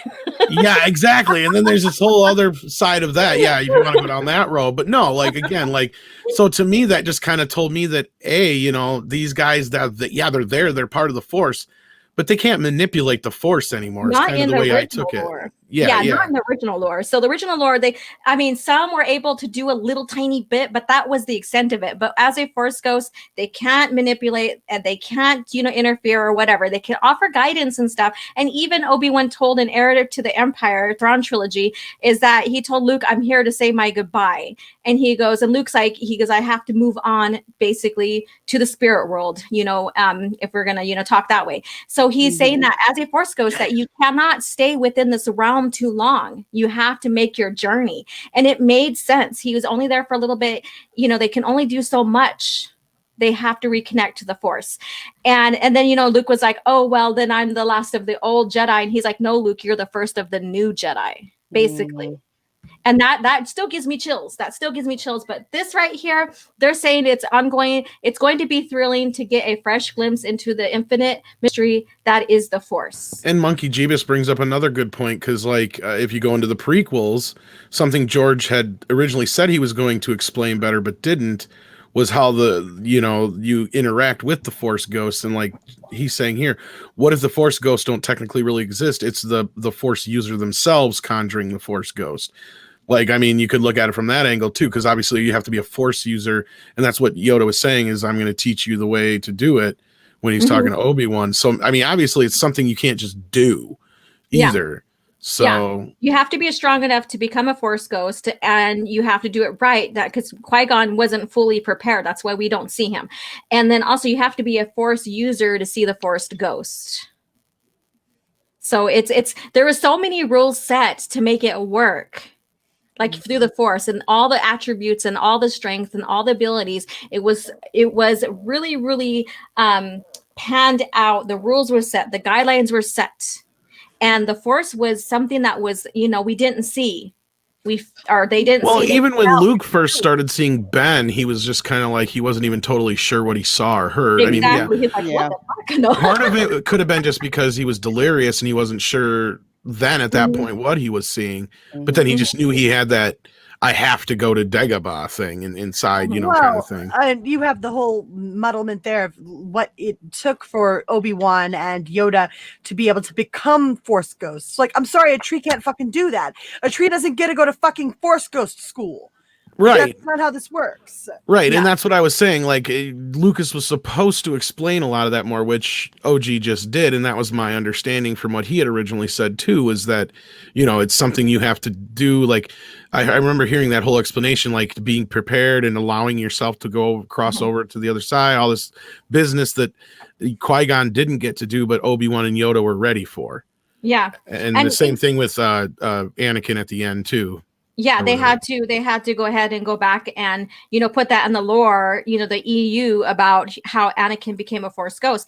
But the thing is he's the chosen one. So I don't really think that that in itself. Well, he had enough time there to where if he was smart enough and he possibly learned it from the Emperor.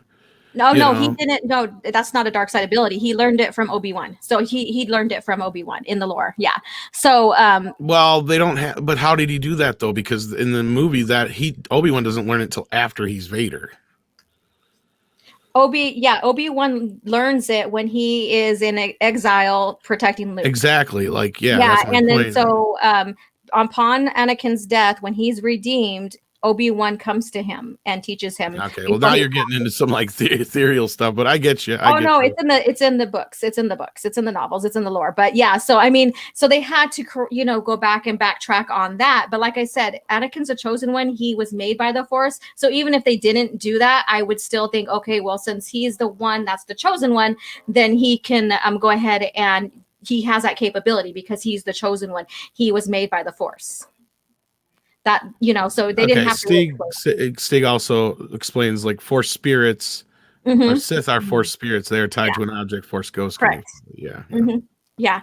And so before we move on and read the super chats and everything, there's the dark side and there's the light side of the force. We understand that. We understand that the light side basically is balanced. The dark side is not balanced. That's why, the prophecy happened with Anakin and Luke did the redemption. Then we have the living force, which is basically, it's thought to be the present in most living things. And so non-sentient beings really don't have a connection to the force. That's in the lore. Unifying force is basically it's the force within the universe. And so there's no dark or light within that. It's just the force. So that's what penetrates and surrounds everybody.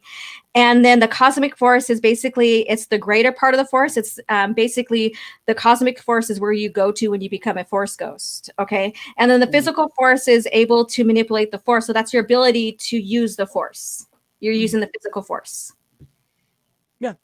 Yeah, so that's it. And so they're redefining this now. Now the force is either, the musical part, whatever you feel it is, and you're connecting to it instead of it just being this energy field that surrounds and binds and connects to everybody. No, they're making it a phenomenon. Now they're making it a phenomenon instead of a constant. And it is a redefinition of it. This sounds like a participation trophy. It really does. Like you get one, and you get force ability, and you get force ability. It's just there isn't like a doesn't it sound a whole lot like anyone can have the force? Exactly. Yeah, everyone can have the force, but it doesn't fucking tailor itself to each individual's need. No, you're the one who listens to the will of the force. Yeah, they're redefining that. They're redefining the will of the force. There's no will anymore. It's all about you. Idiocy. Oh my God.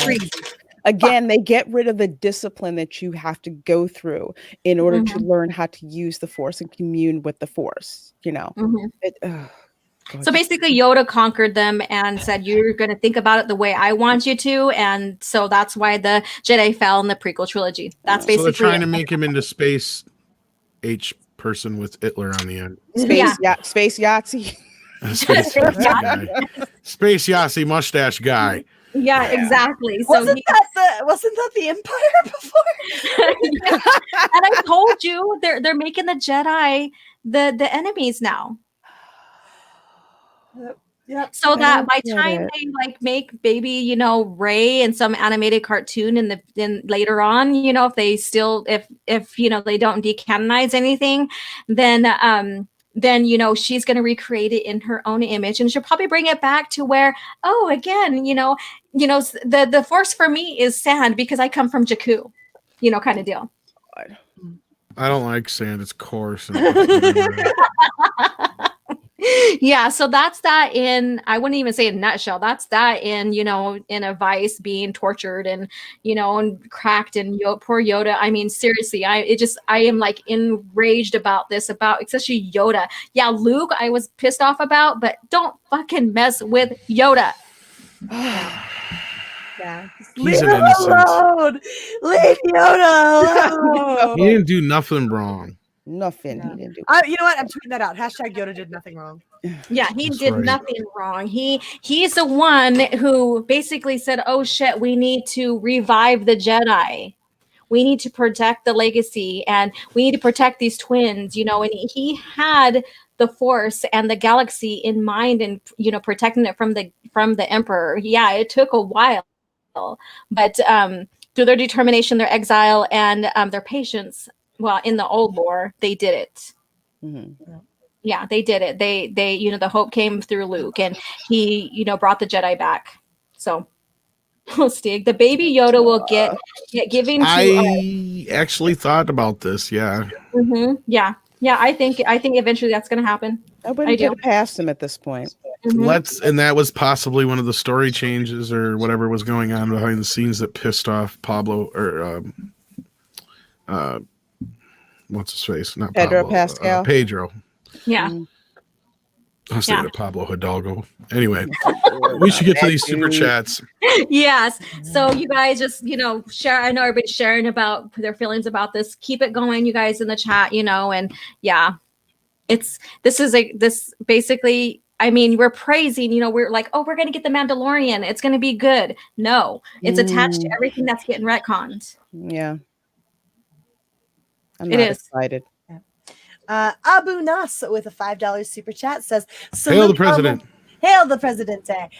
Saluting all my ladies on the panel. Thank you for bringing the truth back to this lame-ass High Republic. Gotta get back to prepping for DC. Love you, gals. Mwah! We love you too, Abu. Oh, thank you. Absolutely. Love you, Awesome. Abu. That's bullshit, man. Everybody knows Republicans don't get high. Oh my God. All right. So I think you're next, Lorena. Okay. Terminus EST for $5.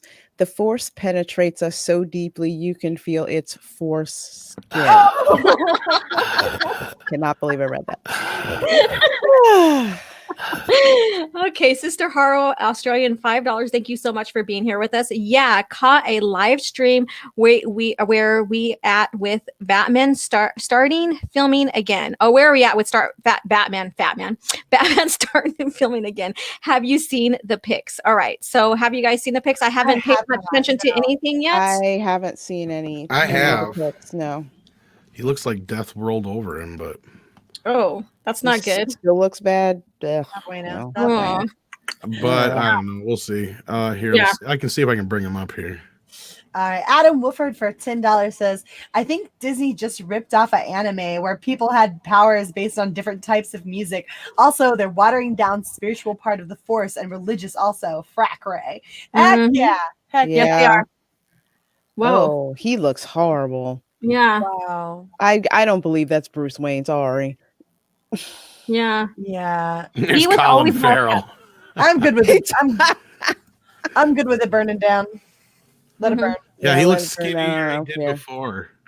No. And that's what we were No. hearing that Matt Reeves was pissed off about or upset about was that Ew. Yeah, that he Remember was when he was cute? Yes, Yeah. he was handsome. He Looks was. haggard and just Yeah, he's ugh. not handsome anymore. He's haggard. Yeah. Yeah. All Now, right. why y'all trying to appropriate my language? he looked like he been run over by an old tractor. Oh my gosh. He needs a Yes. facial. Thank you, Adam Wolford, for the $10 super chat. And yeah, I do. I agree with you. I believe that they're watering down the spiritual aspect of the force and that they're turning into an awards trophy or a participation trophy. I agree with you. Frack Ray. Well, not only that, like I said, they have to for China. For to not China. have- you know, they can't. They got to play down the spirit aspect. Yeah, you're bending the knee to China and you're losing freaking billions of dollars a day. Fuck out of here. How's that working for you? What's so friggin' stupid is that, you know, like Yoda, like again, Yoda, he's the Miyagi. There is a lot of like Asian lore or mythos in that in itself. And so, you know, they're hypocrites because look at, they want diversity, you know, yet look what they do to Boyega for China. You know, and they want a compelling story and stuff, but look what they did for China again for the Force Ghost. George didn't change a damn thing. He didn't give a fuck about what Hollywood thought. That's why he took his film, his corporation, his business elsewhere. Did it his damn self. Yep. Yes, he did. So Casperius for $5. Thank you. Wait, didn't Yoda say something about size matters not? Sorry, Luke, but you don't have enough midichlorians to lift that X-Wing out of the swamp. Actually, Yoda was just saying that because, you know, he's got the Irish curse. Irish curse? Little peen. Oh. I never heard that. That's before. why Irish are always so hear that. pissed and they drink so much and always got to fight. Well, so then if you're saying that, then if he has a little peen, then that should fit Disney Lucasfilm's thing. I was joking. I was just, I was just making a joke. Any chance to emasculate Yoda Disney's going to take now? Size matters not. It was a good size, she said. That's what a girl says. Oh my goodness. Oh my god. Oh damn. You fuck off. Why don't I hear more penis jokes about Yoda saying size? Why don't I hear more of those?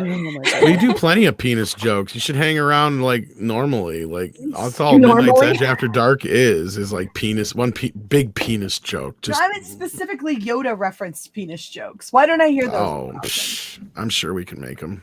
I have. Get on it, internet. Yeah, Terminus S sends in $5. It's a bunch of SJW Karens and Karen's writing this crap. Look at Ichibaka's blog. He's been exposing them to death lately. Oh yeah, well, since the start. Yeah.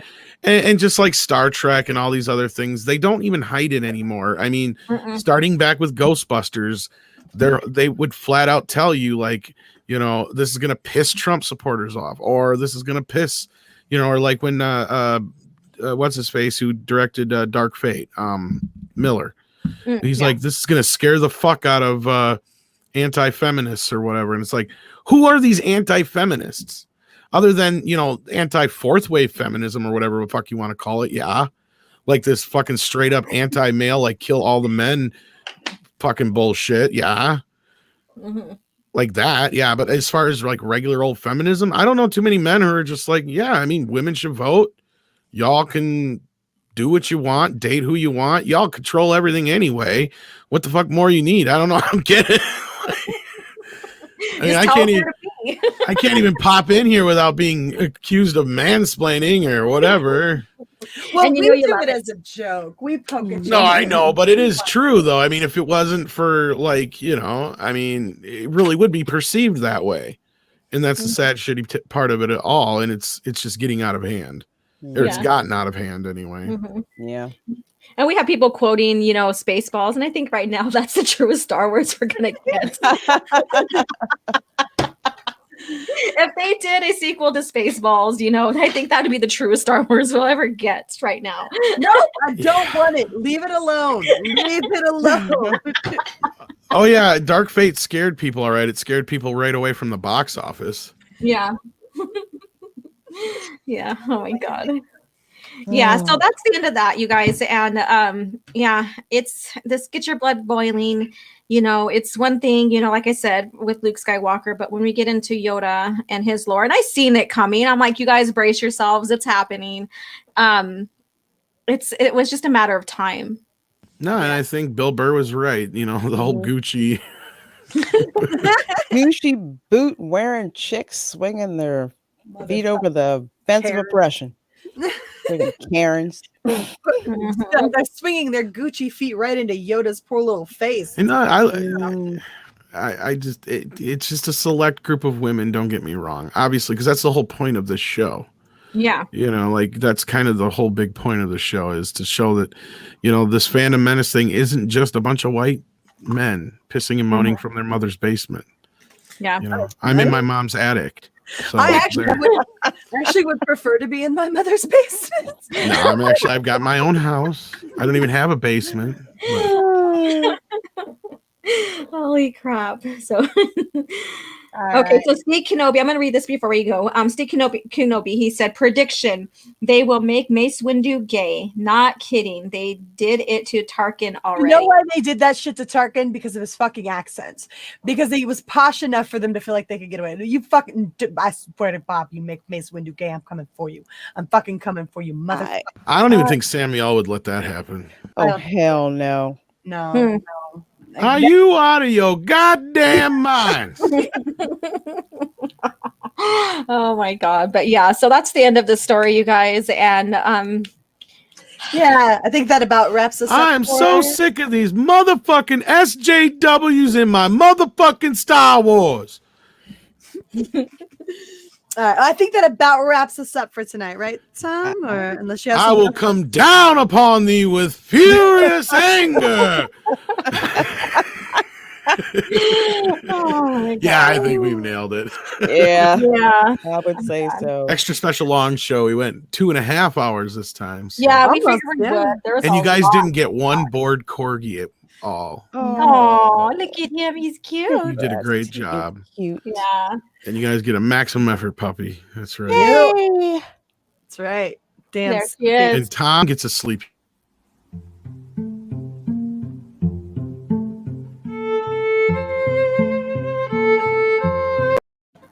That is too cute. So cute.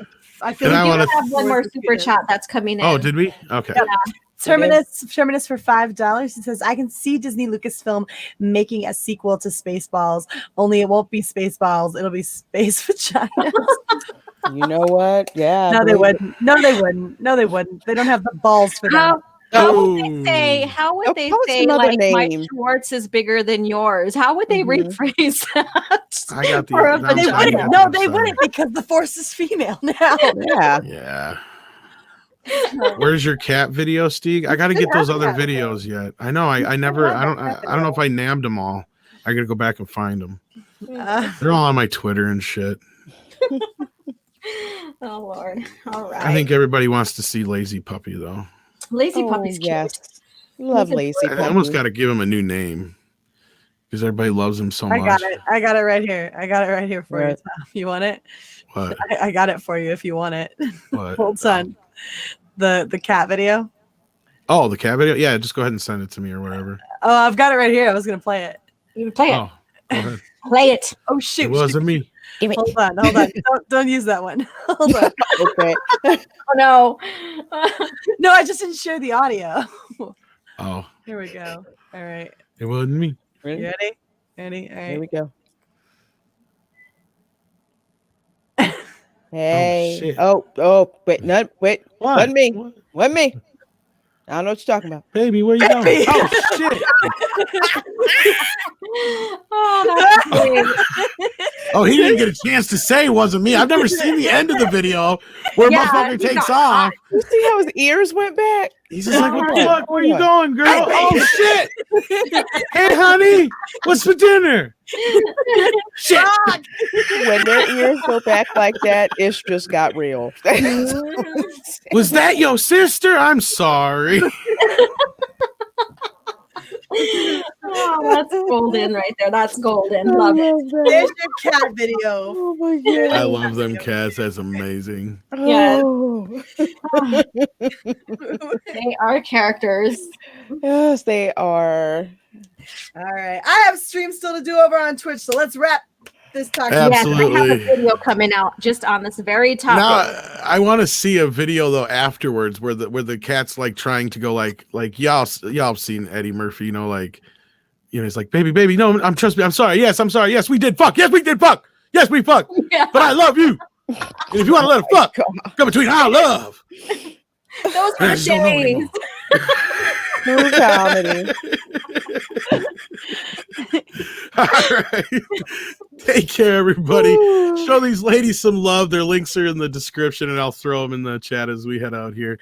Take care, everybody, and have yourself a great week. And happy Columbus Day, I guess. It's evidently Columbus Day. Happy Indigenous Day. Is that what it Day. is? Yeah, Mhm. okay. I was going to say, I don't even know what the hell to call it anymore. I'm doing both since I'm from both. It's how it is.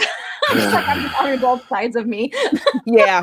I'm covering all bases. What's wrong with I'm Christopher Creole. Columbus? He's a guy who didn't he direct like Home Alone or some shit? I'm bored. And didn't he do like the first two Harry Potter movies? Why we gotta have a problem with it? He wrote Gremlins. I love the guy. Oh my goodness gracious. Oh, I don't understand. I'm just so confused. oh goodness. Somebody explain this to me. Proving that the Fandom Menace isn't just toxic white males.